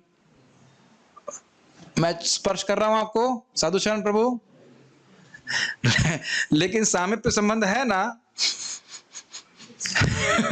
आगे ना स्मेल। ठीक है ना? अच्छा, ये जो खुशबू थी आप खुद ही लगा के आए कि मैंने लगाया? ठीक है, दो बातें समझ लेनी चाहिए। तो ये जो हमारी भौतिक इच्छाओं की जो बदबूदार, आपकी तो खैर दवा लगाई थी, लेकिन जो आपने हमारी जो खुशबू है भौतिक इच्छाओं की, भगवान को स्मेल कर लेते हैं। हाँ ठीक है, उपदृष्टा, हाँ ठीक है, ठीक है, अनुमानता, ठीक है, भोग लो, कोई दिक्कत नहीं, भोग लो, तुम्हारे कर्म के अनुसार। देखिए तुम्हारा कर्म का क्या बिल है। हाँ हाँ ठीक है, ठीक है, ले लो, कर लो।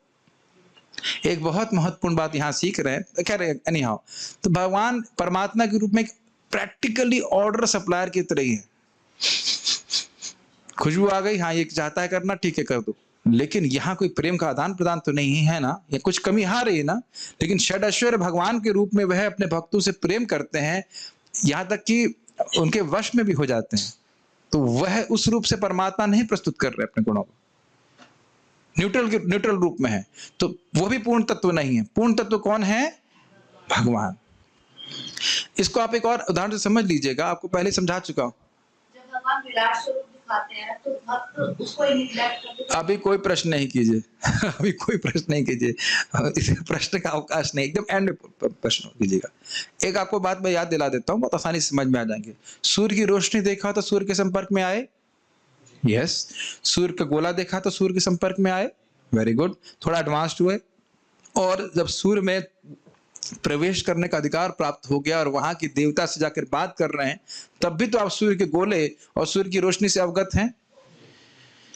समझ में आ गया? तो सूर्य देव से मिलना वो हाईएस्ट रियलाइजेशन है सूर्य के संबंध में। उसी प्रकार से भगवान की अनुभूति करना, यह परतत्व की पूर्णता को प्राप्त करना है।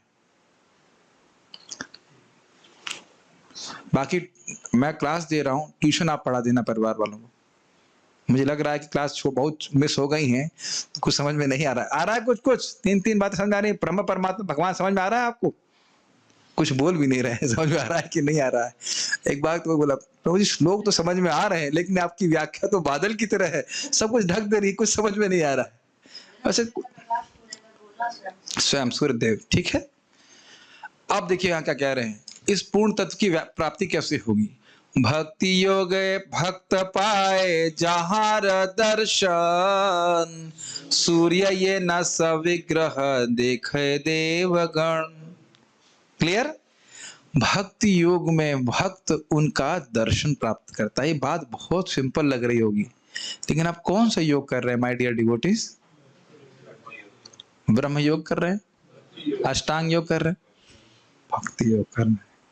इस भक्ति का पथ, पहली बात तो ये समझ लेना चाहिए कि ये वन वे ट्रैफिक है, इस पे पीछे नहीं जा सकते आप। चोट लगेगी, पतन होगा, कुछ होगा, वहीं गिरेंगे, वहीं मरम पट्टी होगी, फिर आगे बढ़ेंगे। Quite good, is it not? एक बहुत सिंपल सी लाइन लग रही है आपको, भक्ति योग भक्त पाए जहार दर्शन।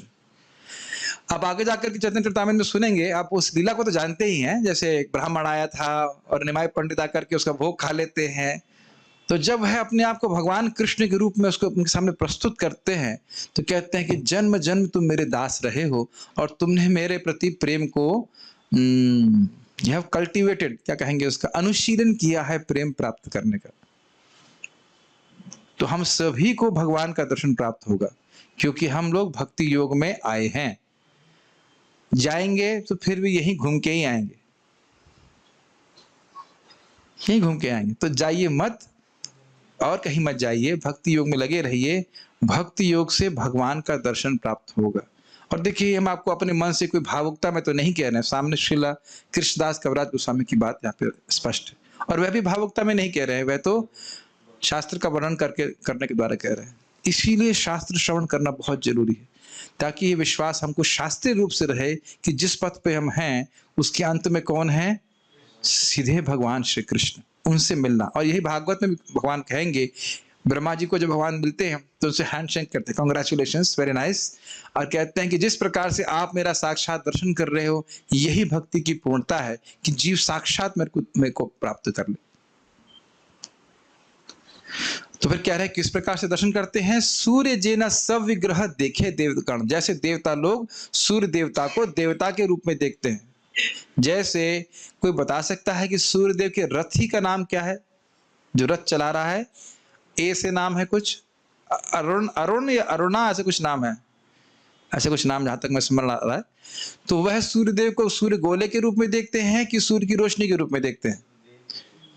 यस, मैंने तीसरा ऑप्शन जानबूझ के नहीं दिया, वह सूर्य देव के रूप में देखते हैं। सूर्य के रथ में कितने पहिए हैं? एक पहिया, वेरी गुड। 4 पहिए नहीं लगे हैं, एक पहिया तो डिसबैलेंस हो जाता होगा। नहीं, कभी डिसबैलेंस नहीं होता। और मान लो उस पहिए में पंचर हो जाए तो फिर स्टेपनी कैसे लगाते होंगे? नहीं, वो कभी सब आप प्रश्न मत कीजिए, कभी उसमें पंचर नहीं होता है, ठीक है कि नहीं? तो ये सब बातें हैं, लेकिन खाली मतलब विनोद के लिए बोल रहे हैं, खाली कहना ये चाहते हैं कि उनको देवता के रूप में देख रहे हैं। ऐसे ही गोलोक में कृष्ण को सब ऐसे ही देख रहे हैं, उससे मैं आप लोगों को देख रहा हूँ, एटलीस्ट आप लोगों को शरीर को देख रहा हूँ। भक्ति करते हुए, स्पेशली श्रवण के द्वारा, आपका चित्त एकदम फिक्स रहता है कि मुझे गोलोक है और मुझे गोलोक जाना है, यहाँ टाइम नहीं वेस्ट करना है। जितना भी है शरीर, जितना भी समय शरीर में, इस शरीर में हूं, मैं भक्ति कर सकूं जितना मैं कर सकता हूं, और अब कुछ है नहीं यहाँ पे। इतना रियलाइजेशन होना चाहिए और दिखना चाहिए कि मैं गोलोक की प्राप्ति करने के लिए आया हूं, चाहे मैं कितना भी निम्न हूं, चाहे कहीं पे भी हूं। कितने लोगों को दिखने लग गया है? ईमानदारी से हाथ खड़ा करिए। एक भैया को दिख रहा है, बहन को नहीं दिख रहा है, 2-3 लोगों को दिख रहा है, आपको भी दिख रहा है? चलिए ठीक है, मान लेते हैं कि दिख रहा है। दिख रहा है तो 4 नियमों का पालन बड़ी कठोरता से करेगा व्यक्ति, ठीक है? 16 माला जब करना, हाथ खड़ा करो, हाथ खड़ा करने के लिए बोल रहा है। अरे हाथ खड़ा करने के लिए नहीं बोल रहा है। मैं ये क्यों बोल रहा हूं? पर तब अपनी वाणी से हम व्यर्थ की बातें नहीं करेंगे। अरे देखो उसने ऐसा कर दिया, उसने ऐसा कर दिया। आप मुझे कल से थोड़ा सा मेडिटेशन कीजिए कि मैं आज रात में 9 बजे मरने वाली हूं या मरने वाला हूं। तब महत्व है किसी की निंदा करने का? अब बताइए, अरे तुमको पता है उसका संग क्या हुआ? अरे भैया मैं मरने वाला हूं, क्या करूं जान करके। और ऐसा हो सकता है। हमारे एक भक्त हैं, मतलब थे, बड़ी अच्छी सेवा भी कर रहे थे, बोले लड़की की शादी कर दूं, ये कर दूंगा। हो गई लड़की की शादी, उस कुछ ही समय के बाद मर गए। खैर वृंदावन में शरीर छूटा, लेकिन ऐसा देखते ही नहीं कि हम बहुत से लोग मरते हुए। ये सत्य बात है, डरने की बात नहीं है। It just helps us to set our priorities, very important. मैं इधर जाना नहीं चाह रहा था, मैं खाली बोल रहा हूं कि ये बहुत महत्वपूर्ण बात है। भक्ति योग करते हुए हमें गोलोक की प्राप्ति करनी, बाकी कुछ भी महत्वपूर्ण नहीं है। Nothing is important. और उसके लिए जो हम कर रहे हैं, वैष्णव सेवा कर रहे हैं, बहुत अच्छी बात है, नाम जप कर रहे हैं, सब कुछ कर रहे हैं, लेकिन मुझे भगवान का प्रेम प्राप्त करना, ये एकदम क्लियर होना चाहिए। अरे इस जगत में भी जो लोग IAS की तैयारी करते हैं, क्या खाना नहीं खाते? नहीं खाते खाना, सोते नहीं है, सब कुछ, कपड़े भी धुलते हैं, लेकिन उनके मन में हमेशा ही घूमता रहता है कि मुझे इस एग्जाम की तैयारी करनी, एग्जाम को पास करना, केवल तैयारी नहीं करनी। समझ तो बाहर होंगे मैं क्या कह रहा हूं। ज्ञान योग मार्गे तारे भजे ये सब, ब्रह्म आत्मा रूपे तार करे अनुभव। ज्ञान या योग मार्ग में जो उनका भजन करते हैं, वे ब्रह्म और आत्मा के रूप में उनका अनुभव करते हैं। मतलब ज्ञान योगी अनुभव करते हैं ब्रह्म के रूप में, और अष्टांग योगी अनुभव करते हैं परमात्मा के रूप में। ये तो कोई कठिन बात नहीं, समझ में आ रहा है। उपासना भेद जानी ईश्वर महिमा, अतएव सूर्य तारा दिए ते उपमा। उपासना के भेद से ईश्वर की महिमा अलग अलग प्रकार से जानी जाती है। यानी कि ज्ञान योगी कभी भगवान का अनुभव नहीं कर सकता, अष्टांग योगी भी कभी भगवान का अनुभव नहीं कर सकता, केवल भक्ति योग को स्वीकार करने वाला ही भगवान का अनुभव कर सकता। तो इसलिए सूर्य की उपमा दी गई है। सूर्य की उपमा समझ गए ना? सूर्य की रोशनी, सूर्य का गोला और सूर्य देव। तो आप समझ सकते हैं कि श्रील प्रभुपाद जी जो भगवद गीता में, मैं समझता हूँ श्री भगवान वाचा पहली बार जब आया था तभी प्रभुपाद जी व्याख्या करते हैं इसकी, कि भगवान की व्याख्या तो उसमें ऐसे करते हैं, तो यहाँ पे वो व्याख्या में वो इस बात को रखते हैं, सूर्य का गोला, सूर्य की रोशनी, सूर्य का गोला और सूर्य भगवान। तो ये चैतन्य चरितामृत से ही लिया गया है। से नारायण कृष्णेर स्वरूप अभेद, एक एव विग्रह किंतु आकार विभेद। देखिए वही नारायण और कृष्ण के स्वरूप में कोई भेद नहीं है। वही कृष्ण अपने आप को नारायण स्वरूपों में, विष्णु स्वरूपों में विस्तारित करते हैं। एक एव विग्रह, वो एक ही विग्रह है, किंतु आकार विभेद, उनका आकार का भेद होता है। इह होइत द्विभुज तिहो धरे चारि हाथ, इहो वेणु धरे तिहो चक्रादिक साथ। स्पष्ट है? इहा होता द्विभुज, कौन? कृष्ण द्विभुजी है। तिहो धरे चारि हाथ, विष्णु भगवान 4 हाथ के रूप में है। इहो वेणु धरे, कृष्ण वेणु को रखते हैं, वेणु मतलब मुरली।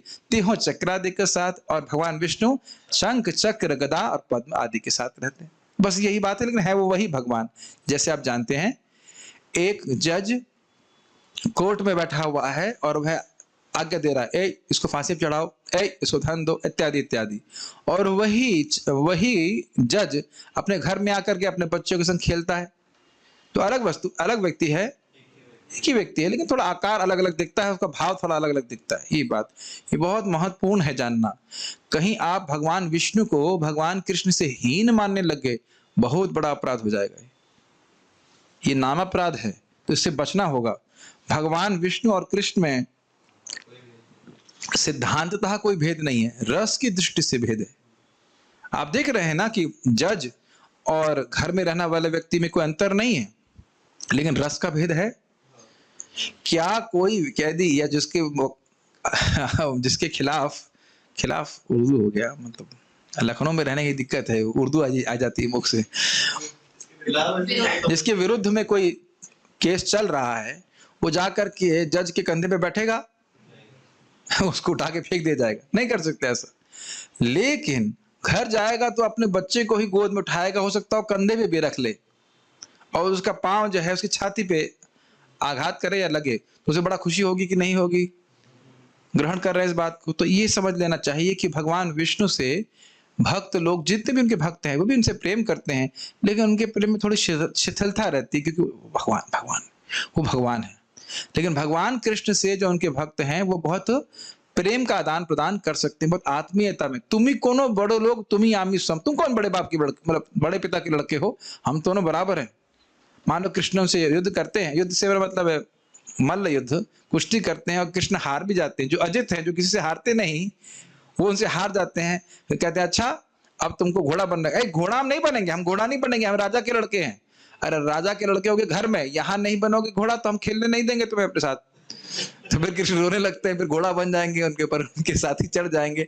तो व्यक्ति अलग नहीं है, लेकिन रस का बहुत भेद हो जाता है। तो इसलिए सिद्धांत में कोई अंतर नहीं है, सिद्धांत में वही भगवान है, लेकिन रस का भेद है। ठीक है ना? अब इसको यहाँ पे वह प्रमाणित कर रहे हैं ब्रह्मा जी की उक्ति से। ब्रह्मा जी विमोहित हो गए थे भगवान कृष्ण से, और कृष्ण किस रूप में है? द्विभुज रूप में, बालक के रूप में, और ब्रह्मा जी हैं देवता के रूप में। और ब्रह्मा जी 14वें अध्याय 10वें स्कंद में उनसे प्रार्थना करते हुए कह रहे हैं, नारायणस्त्वं नहि सर्वदेहिनां आत्मस्य धीशाखिल लोक साक्षी, नारायणो अंगम नरभुजलायनात् तच्चापि सत्वं न सवैव माया। तो कह रहे हैं कि मान लीजिए ब्रह्मा जी कहते हैं कि मैं आपका बेटा हूं, उससे पिछले श्लोकों में कहते हैं मैं आपका बेटा हूं। तो भगवान कृष्ण कहे अरे आप मेरे बेटे थोड़ा हो, आप तो नारायण के बेटे हैं। तो कहते हैं नहीं, नारायणस्त्वम नहीं सर्वदेही नाम। क्या ऐसा नहीं है कि आप नारायण नहीं है? मतलब आप ही नारायण हैं। सर्वदेही नाम आत्मस्य धीशा, सभी देहियों के आत्मा हैं, आप परमात्मा के रूप में अधीश हैं, अखिल लोक साक्षी। आप अधीश्वर हैं और अखिल लोक साक्षी, पूरे जगत के साक्षी। क्या कौन कर रहा है सब वो जानते हैं। वो ये भी जानते हैं कि उस समय हम चैतन्य चरितामृत पढ़ रहे हैं, समझ रहे हैं ना मेरे। वो ये भी जानते हैं कि आप रूम के अंदर बैठ कर हरे कृष्णा कर रहे हैं और कोई नहीं देख रहा है, तो भी वहां जानते हैं कि आप हरे कृष्णा कर रहे हो।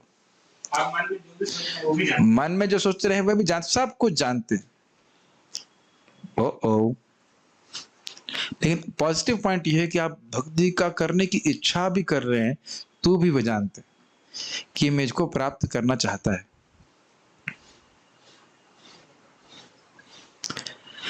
नारायणो अंगम नरभुजलायनाथ, वो नारायण आपके अंग हैं, मतलब आपके विस्तार हैं, इसलिए मैं आपका बेटा ही हूं, समझ लेना चाहिए। ब्रह्मा जी कह रहे हैं नरभुजलायनाथ, जो जल के ऊपर शयन करते हैं, यही अर्थ है। एक मिनट,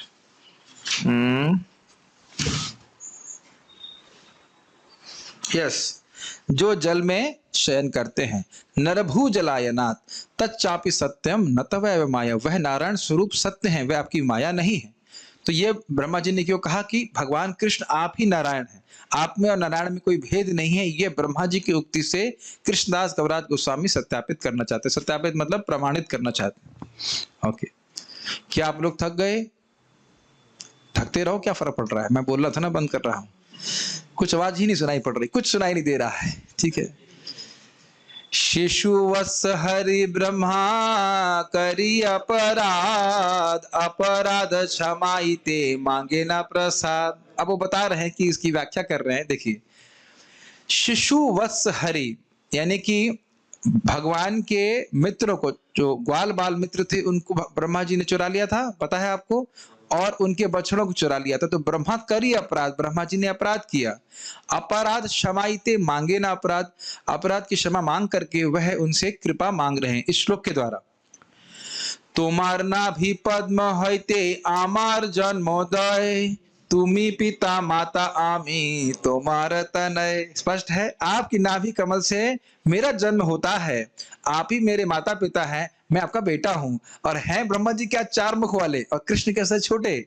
छोटे का मतलब हुआ 7 साल। 7 साल की समय में लीला हुई थी ना, 6.5, 6.25 तो नहीं मुझे नहीं पता, साल का मुझे अंदाजा नहीं है कि कब हुआ, लेकिन इस प्रकार से हुआ। अब कह रहे हैं पिता माता बाला केरा नालय अपराध, अपराध क्षमा मोरे करह प्रसाद। पिता माता बालक के अपराध को नहीं लेते हैं, मैंने अपराध किया, लेकिन आप मेरे अपराध को क्षमा कीजिए और मुझ पे आप कृपा कीजिए। हाँ, आसान है। कृष्ण कहे न ब्रह्मा तुम्हार पिता नारायण, आमी गोप तुम्ही के छे अमार नंदन। कृष्ण कह रहे हैं, अरे ब्रह्मा तुम्हारे पिता तो नारायण है, मैं तो गोप हूं, तुम कैसे अमार नंदन, तुम मेरे बेटे कैसे हो गए।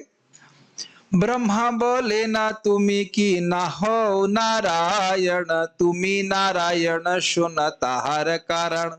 ब्रह्मा कहे, ब्रह्मा जी ने कहा, क्या आप नारायण नहीं है, तुम्ही की ना हो नारायण, तुम्ही नारायण सुन ताहार कारण, आप ही नारायण है, उसका कारण सुनिए। प्राकृत प्राकृता प्राकृत सृष्टि यत जीव रूपा, ताहारा ये आत्मा तुम्ही मूल स्वरूपा। प्राकृत अप्राकृत भौतिक जगत में और आध्यात्मिक जगत में जितने भी जीव स्वरूप हैं, उनकी आत्मा आप ही है। नारायणस्त्वम, क्या था श्लोक, नारायणस्त्वम नहीं सर्वदेही नाम आत्मस्य, उन सभी की आत्मा आप ही है। ठीक है, तो स्पष्ट समझ में आ रहा है। पृथ्वी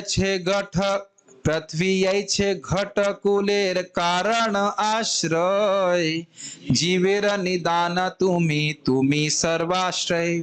पृथ्वी जिस प्रकार से सभी घड़ों का कारण है और आश्रय है, ये समझ लीजिए। जैसे मृदंग है या कोई मट्टी का पॉट है, उसमें मट्टी है या नहीं है, स्वाभाविक सी बात है। तो मट्टी उसका कारण है या नहीं है, और ये सारे घड़े हैं कहां पे, पृथ्वी के ऊपर। उसी प्रकार से जीवेर निदान तुम्ही आश्रय, तुम सभी जीव, तुम्ही मतलब आप सभी जीवों के आश्रय हैं। मैं समझता हूं बंगाली में तुम्ही इज नॉट कंसिडर्ड लाइक आप तुम इज लाइक आप ओनली, इज इट ना? इसमें बहुत स्वीट है बंगाली, वहां पे तुम ही। हाँ, ठीक है। निदान का मतलब है आप सभी जीवों के कारण हैं और आप सभी जीवों के आश्रय हैं। जीव कहीं बाहर रह नहीं सकते, आप ही में ही आश्रित हैं। ठीक है। नार शब्द कहे सर्व जीवेर निश्चय, जन शब्द ते कहे ताहार आश्रय। तो नारायण की बात को कह रहे हैं कि नार शब्द से कहना समझना चाहिए कि सभी जीवों के समुच्चय को कहा जाता है। कि समुच्चय का मतलब हुआ समूह, सभी जीवों के समूह को नार कहा जा रहा है। और अयन मतलब आश्रय, तो नारायण मतलब सभी जीवों के आश्रय। तो आप सब नारायण सभी जीवों के आश्रय हैं और आप वही नारायण हैं। अतएव तुमी हो मूल नारायण, एक एक एक हेतु शून्य द्वितीय कारण। इसीलिए आप मूल नारायण हैं, क्योंकि सभी जीवों के आश्रय आप ही हैं। क्या प्रमाण है? मामे वंशो जीवलोके जीवभूत सनातन, अरे ये तो बंगाली से बोलने लग गया।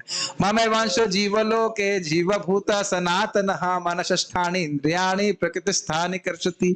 मेरे ही अंश सारे जीव हैं, कृष्ण बोल रहे हैं। तो हो गए ना नारायण ना। प्रभु जी कौन से शास्त्र को बोल रहे हैं आप? ये कौन से शास्त्र में लिखा है, जरा बताइए आप। कौन से शास्त्र में है ये? भगवत गीता। कौन सा अध्याय? 7.7। इस लड़के को कल नहीं देना खिचड़ी कुछ भी। 15वें अध्याय को 7वें अध्याय में बोलेंगे। आपके जैसे ब्राह्मण इकट्ठे हो गए तो बहुत अच्छा हो जाएगा। 15वें अध्याय में प्रसिद्ध श्लोक है। भगवान कहते हैं माम एव, मेरे ही जीव सारे अंश मेरे ही अंश, सारे जीव मेरे ही अंश हैं। तो जीवों के निदान भगवान हो गए ना, कृष्ण भगवान हुए ना। तो कह रहे नारायण मतलब सभी जीवों के आश्रय और उनके कारण। तो आप सभी जीव आपके कारण, सारे जीवों के कारण आप ही हो, उनके आश्रय आप ही हो, इसीलिए आप नारायण है। तो ये कारण हुआ। अब दूसरा कारण आपको मैं बता रहा हूं। देखिए मैं तो बहुत उत्साहित हूं, पता नहीं आप लोगों को कैसे लग रहा है। कोई दिक्कत तो नहीं हो रही है ना? ठीक है, कोई कुछ बोल ही नहीं रहा है। हमने सुना है वैष्णव अपराध हो जाता है, तो क्या कहा जाए। अब पता नहीं, हो सकता, मुझे लग तो रहा है कि आप वैष्णव हैं, हो सकता है वैष्णव हो, कहीं अपराध लग गया तो हमें दिक्कत हो जाएगी, इसलिए हम चुपचाप बैठे हैं। नहीं भाई, वैष्णव तो नहीं हूं, लेकिन मुझे सुनने में बहुत अच्छा लग रहा है, पढ़ने में अच्छा लग रहा है। जीवेर ईश्वर पुरुषादि अवतार, तहां सब होते तुम्हार ऐश्वर्य अपार। जीवों के ईश्वर हैं पुरुषादि अवतार। कौन से पुरुषादि अवतार हैं बताओ भाई जल्दी से फटाफट। महाविष्णु, गर्भोदकशय विष्णु और क्षीरोदकशय विष्णु, ये तीनों अवतार हैं। तहां सब हईते तुम्हारा ऐश्वर्य अपार, वह सभी आपके ऐश्वर्य के प्रकाशन ही हैं। अतएव अधीश्वर तुम्ही सर्व पिता, तुम्हारा शक्ति ते ताहा जगत रक्षिता। इसीलिए आप अधीश्वर हैं और सभी के, तुम्ही सर्व पिता, तुम आप सभी के पिता हैं और आपकी शक्ति से ही पूरा जगत रक्षित होता है। स्पष्ट है। नारेर अयन याते करह पालन, अतएव हो तुम्ही मूल नारायण। बहुत सुंदर कह रहे हैं कि नारेर अयन याते करह पालन। और इसका अर्थ देख लेता हूं, अर्थ बहुत सुंदर है। तो कह रहे हैं क्योंकि आप समस्त जीवों के आश्रयों की रक्षा करते हैं, अतएव आप मूल नारायण हैं। ये समझ में आया? इससे पहले बोला कि सारे जीवों के नार मतलब जीव समूह के आप कारण हैं और आश्रय, इसलिए नारायण है। अब कह रहे हैं नारेर अयन याते करह पालन, यानी कि इन तीनों विष्णु स्वरूपों के भी आप आश्रय हैं, इसलिए आप मूल नारायण हैं। अर्थ ग्रहण कर पा रहे हैं? पहले नारायण क्या किया कि आप सभी जीवों के आश्रय हैं, उनके कारण है, इसलिए नारायण है। अभी क्या कह रहे हैं? ये जो तीनों भगवान विष्णु हैं, कारणोदकशय विष्णु, गर्भोदकशय विष्णु और क्षीरोदकशय विष्णु, इनके भी आश्रय स्वरूप हैं, इसलिए आप मूल नारायण हैं। ये तीनों आपके ही विस्तार है। तृतीय कारण, हे भगवान, यस, तृतीय कारण सुना श्री भगवान, अनंत ब्रह्मांड बहु वैकुंठादि धाम। हे प्रभु, हे पूर्ण पुरुषोत्तम भगवान, हे भगवान। अब आप तीसरा कारण सुने। किसको सुना रहे हैं? भगवान को ही सुना रहे हैं। तो अब देख रहे हैं भागवत श्लोक कितने गंभीर है। तो कह रहे हैं अनंत ब्रह्मांड बहु वैकुंठ आदि धाम। अनंत ब्रह्मांड है और बहुत सारे वैकुंठ आदि धाम हैं। इथ यत जीवतार त्रैकालिक कर्म, ताहा देख साक्षी तुम्हें जान सब मर्मा। इन सब में जितने भी जीव हैं और इनके जितने तीनों कालों के कर्म है, मतलब भूतकाल, वर्तमान काल और भविष्य काल, तहा देखा, आप उसको देखते हैं, साक्षी तुम ही, आप उसके साक्षी हैं, जाना सब मर्म, आप सब जानते हो।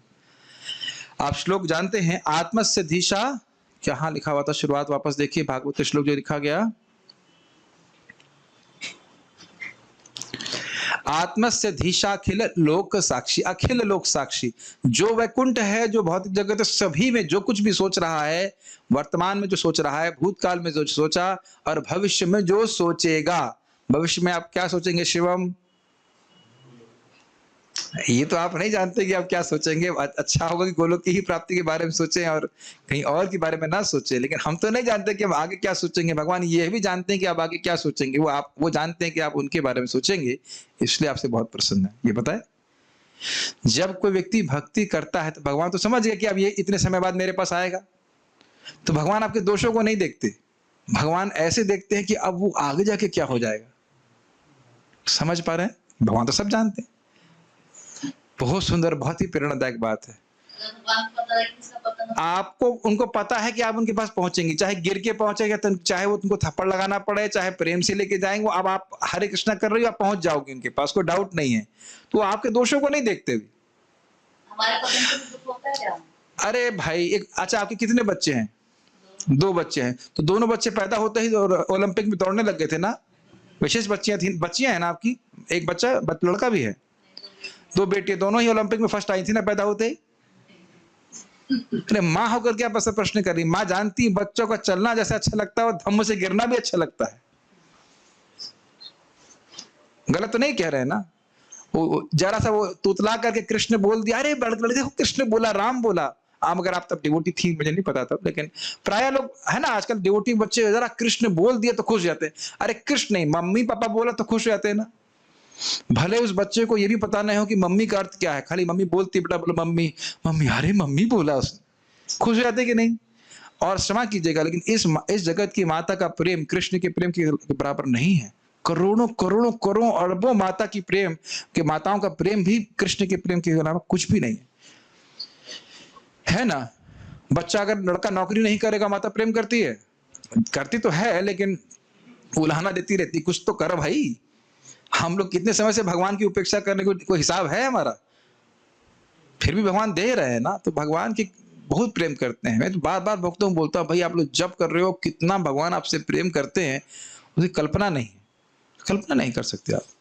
शास्त्र से सुनना चाहिए, भगवान बहुत प्रेम करते हैं। अजामिल जैसा तो कोई नहीं है ना यहाँ पे, फिर भी भगवान कितना प्रेम करते। अजामिल से प्रेम करते थे कि नहीं? तभी तो अपने दूत भेजे उसको बचाने के लिए। और जो जीवन भर भगवान की भक्ति कर रहा है, उसका तो फिर कहना ही क्या। एक माता जी मुझे बोल रही थी, मैं बहुत पतित हूँ, ये हूँ वो हूँ। मैंने कहा पूतना हो? फिर कहली हे नहीं, पूतना तो नहीं हूँ, बच्चों का खून तो नहीं पिया मैंने। जबरदस्ती के लिए क्यों? तो प्रभु जी बोलते मैं पतित हूँ। अरे भाई जगह ही मदाई हो, घर चला के आओ किसी का। ब्राह्मणों की हत्या की है तो कोई नहीं मिला ना आज तक। किसी ऐसे व्यक्ति को आप मिले हो जिसने ब्राह्मणों को मारा हो जान से? जब उसका उद्धार हो गया जगाई मदाई का, तो आपका क्यों नहीं होगा? स्वाभाविक सी बात है। पतन से भगवान खुश नहीं होते हैं, ऐसी बात नहीं कि हम कहें हम गिरेंगे तो भगवान प्रसन्न होते हैं, लेकिन गिर के उठने का फिर प्रयास करता है, ये भगवान को पसंद आता है। मैं आपने पूछा है तो मैं बोल देता हूँ। 9वें अध्याय 3 श्लोक में भगवान क्या कहते हैं? अपि चेत सुदुराचारो भजते माम अनन्य भाग, साधुरेव समन्तव्य सम्यक व्यवस्थितो हि सः। कि बहुत खराब गर्हित कर्म भी भक्ति ने कर दिया। अपि मतलब ऐसा नहीं कि सब भक्त करते, लेकिन कदाचित पहले कर्म के अनुसार कुछ कर दिया उसने।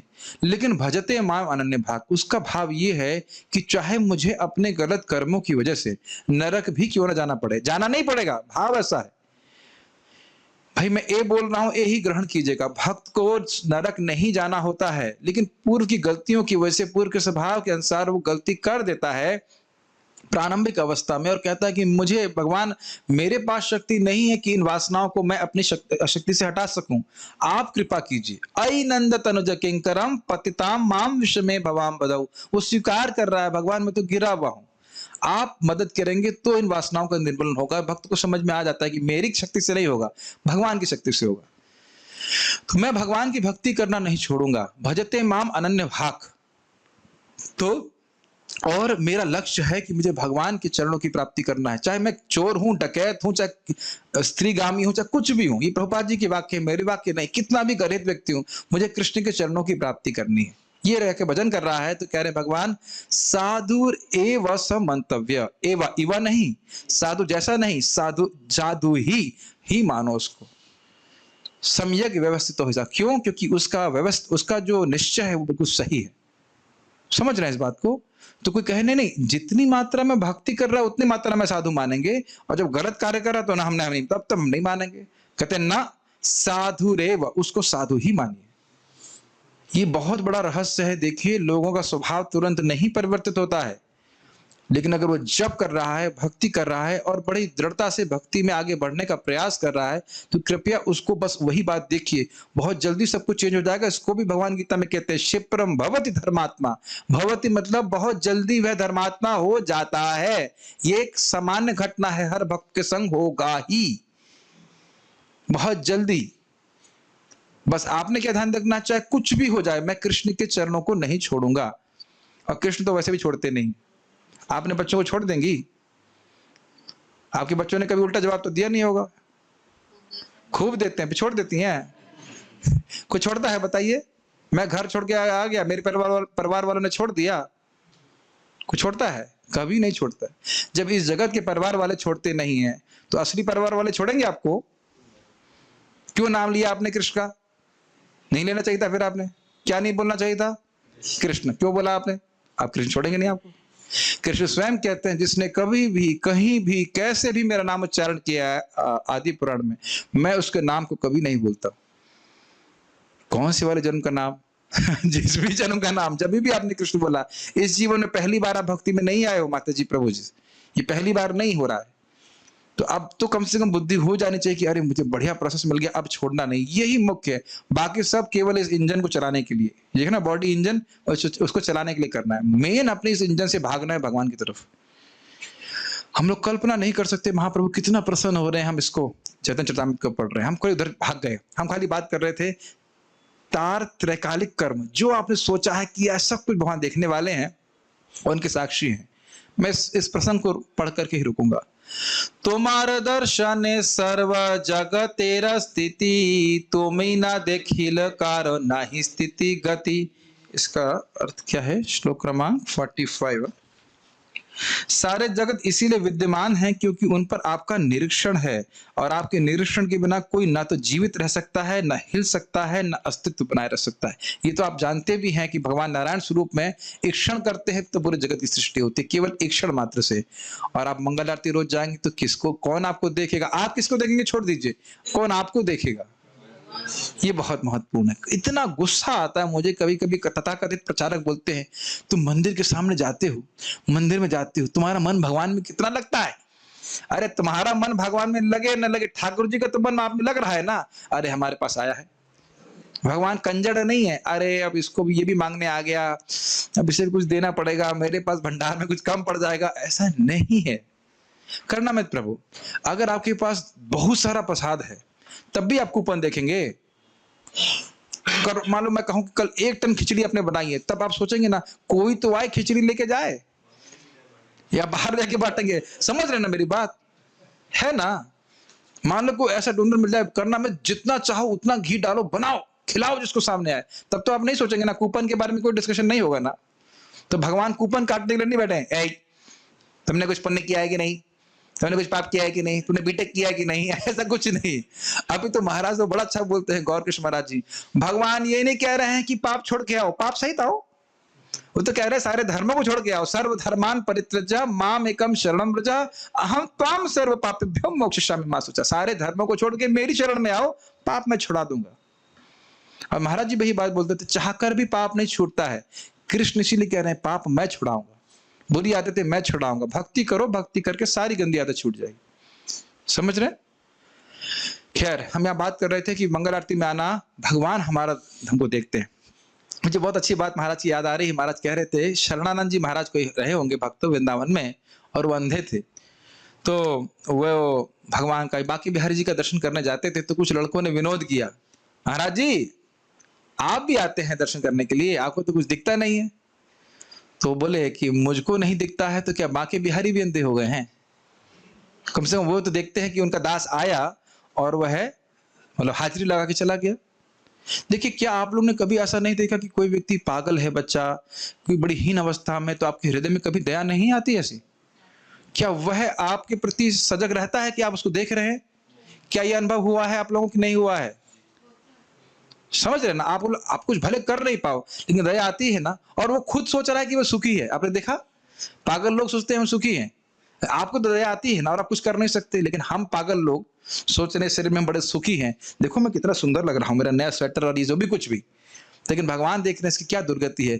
लेकिन हाँ, उनके सामने आते हैं, उनको प्रणाम करते हैं, तो भगवान आशीर्वाद देते हैं। तभी से सोच लेते हैं कि प्रणतपाल भवाब्दित पोतम, मैं इस व्यक्ति का उद्धार करूंगा। एक बार प्रणाम किया है तो भी, चाहे वह अपना प्रणाम ना, वह अपना उद्धार ना भी चाहता हो। ये बहुत गंभीर बात है। जो उसको नहीं सुनता है वही मंगल आरती में अपने कंबल में सोएगा, नहीं तो सभी उठेंगे। प्रभु जी आप तो जाते हो, हमें कैसे देखने को बोलेगा? Zoom room, you can come over zoom. और भगवान अपने नेट की फोटो से भी अभिन्न है। हर जगह भगवान है, लैपटॉप पे भी भगवान है, हर जगह भगवान है। आपकी भाव होना चाहिए, समझना आना चाहिए। नारेर अयन याते कर दर्शन, तहाते हो तुम्ही मूल नारायण। इसलिए आप सभी जीवों की गतियों के साक्षी हैं, आप देखने वाले हैं, इसलिए आप मूल नारायण हैं। ठीक है। कृष्ण कहे न ब्रह्मा कृष्ण कहे न ब्रह्मा तुम्हार नाभु जी वचन, जीव हृदय जले से वैसे से नारायण। भगवान ने कहा, ब्रह्मा जी जो आप कह रहे हैं मुझे समझ में नहीं आ रहा है। नारायण तो वो हैं जो सब जीवों के हृदय में हैं, और जो कारण सागर के जल में शयन करते हैं। मैं तो ऐसा नहीं करता, मैं तो गोप हूं। ब्रह्मा कहे जले जीवे यही नारायण, ये सब तुम्हार अंश ए सत्य वचन। ब्रह्मा कहे कि अरे जल में, कारण सागर में, और जो जीवों में रहने वाले नारायण हैं, वह तो आपके अंश ही हैं। ये सत्य वचन है, इसमें कोई धोखा नहीं, इसमें कोई माया नहीं है। कारणाब्धि दर्भोदक क्षीरोदक शाई, माया द्वारे सृष्टि करे ताते सब माई। तो कह रहे हैं कारण सागर में, कारणाब्धि गर्भोदक गर्भो सागर में, क्षीरोदक शाही क्षीर सागर में जो रहते हैं, वे माया के द्वारा सृष्टि करते हैं, और द्वारा सृष्टि करते हैं ताते सब माई, मतलब वह माया को संपर्क करने वाले, माया को देखने वाले हैं। ठीक है। से तीन जलशाई सर्व अंतर्यामी, ब्रह्मांड वृंदेर आत्मा ये पुरुष नामी। ये तीनों से ये जो तीनों विष्णु जल में शयन करते हैं, वे सबके परमात्मा हैं, और समस्त ब्रह्मांडों के परमात्मा पुरुष, प्रथम पुरुष के नाम से व्याख्या। हाँ, ये आपने जाना ही था कि जितने भी ब्रह्मांड हैं उन सब के समग्र रूप से परमात्मा कौन है? कारणोदकशाई विष्णु। थोड़ा सा और ग्रहण कर लीजिए, थोड़ा सा पूरा करके फिर मैं रुक जाता हूँ। हिरण्यर गर्भेर आत्मा गर्भोदकशाई, वेष्टि जीव अंतर्यामी क्षीरोदकशाई। और गर्भोदकशाई जो है वो एक ब्रह्मांड के सारे जीवों के समूह के परमात्मा है, और एक व्यक्तिगत जीव के परमात्मा कौन है? क्षीरोदकशाई। तो आप समझ ही रहे हैं। ए सभार दर्शन ते आछे माया गंध, तुरु ये कृष्णेर अनाही माया रसंबंध। तो वो कह रहे हैं कि ऊपर से हमें दिखता है कि इन सभी पुरुषों का संबंध माया से है, माया को स्पर्श कर रहे हैं, किंतु इनके ऊपर चतुर्थ आयाम में भगवान कृष्ण हैं, जिनका भौतिक शक्ति से संपर्क होता ही नहीं है। प्रभुपाद जी इसको तात्पर्य समझाते हैं कि देखिए, विष्णु माया के संपर्क में है, मतलब सामीप्य से और नैकट्य से, लेकिन भगवान विष्णु भी माया के द्वारा प्रभावित नहीं होते हैं। और उसके बाद वो जो कहते हैं उसकी व्याख्या हम कल करेंगे। बहुत अच्छा श्लोक है। अब उसके बाद क्या बात कर रहे हैं, समय पूरा हो गया, आगे इसकी व्याख्या हम लोग कल करेंगे। अभी हम पारायण कर लेते हैं। कोई किसी का भक्त का प्रश्न है तो मैं देख लेता हूँ, अन्यथा हम रुक जाएंगे। बहुत स्पीड हो रही है, मैं जान रहा हूँ, प्रयास करता हूँ कि धीरे चलूं, लेकिन तेज हो जाती है। क्या है, पहले सीसी आदिल्या चैप्टर 1 की हिंदी नहीं, ठीक है, खास महत्वपूर्ण नहीं था। और क्या है, हाउ टू ओवरकम ईर्ष्या and jealousy by seeing opulence of others as sometimes this really lose our confidence. ये बहुत अच्छा प्रश्न है। प्रश्न प्रासंगिक तो नहीं है, लेकिन प्रश्न महत्वपूर्ण है कि हम द्वेष से कैसे मुक्त हों। भागवत श्रवण करके, भागवत श्रवण करके, भक्ति करके हम अपने आप ही हर प्रकार के द्वेष से मुक्त हो जाते हैं। हृदय में कोई गिलानी नहीं रहती है, लगता है हम तो बहुत सुखी हैं, नाम जप कर रहे हैं, भगवान की कथा सुन रहे हैं, हम कितने सुखी हैं। कभी मन में आता है कि आप लोगों को किसी को और अधिक मिल रहा है? मुझे नहीं लगता भक्तों किसी को आता हो इस प्रकार से।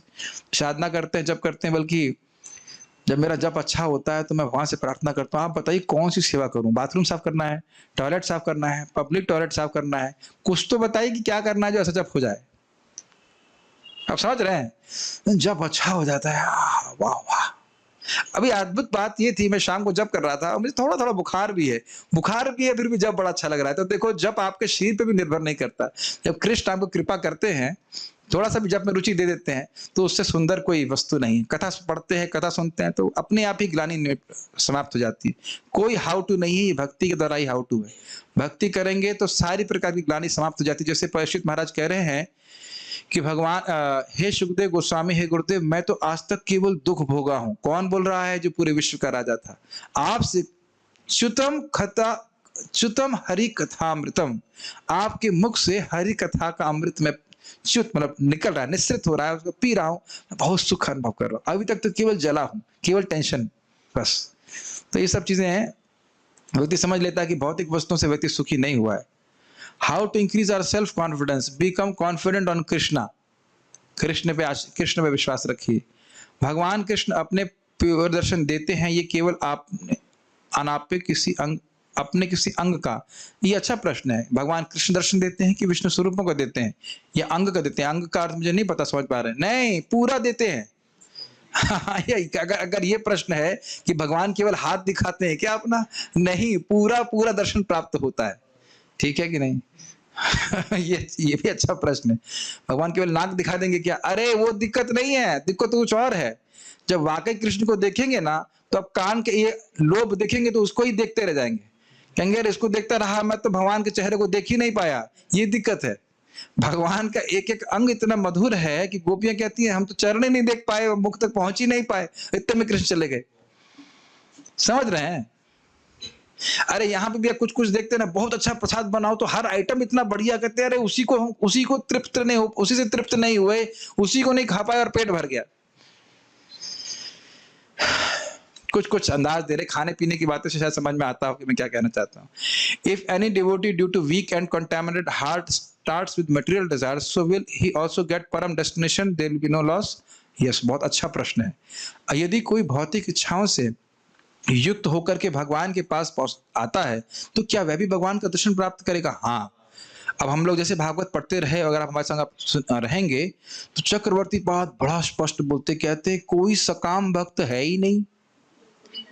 वो कह रहे हैं कोई सकाम भक्त है ही नहीं, कि कुछ समय बाद वो शुद्ध हो जाएगा, भगवान बहुत जल्दी शुद्ध कर देंगे उसको। सकाम भक्त है ही नहीं, वो रूल कर दिया, बाहर ही कर दिया, सकाम भक्त है ही नहीं कोई।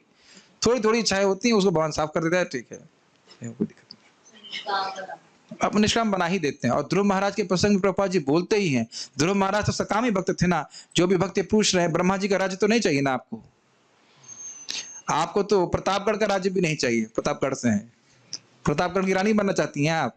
नहीं। तो सोचिए, जो व्यक्ति ब्रह्मा जी का राज्य से उसे भी श्रेष्ठ राज्य प्राप्त करना चाहता है, उसको कितना महत्वाकांक्षी होगा। और फिर वो भगवान को जब देखा तो कहता है ना, कुछ भी नहीं चाहिए। समझ रहे ना मेरी बात? क्या एक प्रामाणिक गुरु केवल कृष्ण में ही आसक्ति रखते हैं या अपने शिष्यों से भी आसक्ति होती है? बहुत अच्छा प्रश्न है। नित्य विष्णु जनप्रिय, किसके बारे में बोल रहे हैं ये? सुखदेव गोस्वामी से। सुखदेव गोस्वामी नित्य ही भक्तों को प्रिय हुए। क्यों प्रिय हुए? क्योंकि वह कृष्ण कथा इस प्रकार से करते थे। तो स्वाभाविक सी बात है कि भगवान में आसक्ति होती है, भक्तों से मैत्री होती, तो भक्तों से भी तो प्रेम होता है। समझ रहे ना। तो मूल बात प्रेम का क्या है कि कृष्ण केंद्र में रखते हैं, कृष्ण कथा सबको प्रिय लगती है, उसमें क्या दिक्कत होती है। 6 साल, पता नहीं क्या बोल रहे हैं, 6 साल के थे कृष्ण, ठीक है। कौमार ठीक है। क्या हम तुलसी लेकर के भगवान को अर्पित करते हैं मार्ग से? ठीक है, कर सकते हैं। क्या सूखी तुलसी अर्पित कर सकते हैं? हाँ। यहाँ तक कि अगर तुलसी ना भी हो, बड़ी इंटरेस्टिंग बात है, तुलसी जी को जल में डुबोइए और उस जल को आप भोग में छिड़क देंगे तो वह भी भगवान स्वीकार कर लेते हैं। तुलसी जी घर में उगाइए, बहुत अच्छा रहता है। जो भी व्यक्ति तुलसी जी को उगाता है उसे कृष्ण कैसे बोलते हैं महाराज जी, नवयोगेंद्र महाराज जी, और जो कोई भी इस तुलसी के पेड़ को उगाता है उसे नित्य ही कृष्ण का प्रेम प्राप्त होता है। बोलो तुलसी महारानी की जय। बोले इस टाइप से बोलते, बड़ा अच्छा लगता है। ओके, तो आप कौन कौन से हैं? आध्यात्मिक, आदि दैविक, आदि भौतिक। महाराज प्रवचन में कह रहे थे कि मंगल आरती में जाना ऐसा है कि हम भगवान की बेडरूम तक जा रहे हों और वो जमात देखते हैं। पता नहीं क्या कहना चाहते हैं। मंगल आरती का ब्रह्म मुहूर्त में जब बहुत बहुत महत्व है। हाँ, मतलब भगवान के समय जाना, उसमें जाना चाहिए, ठीक है।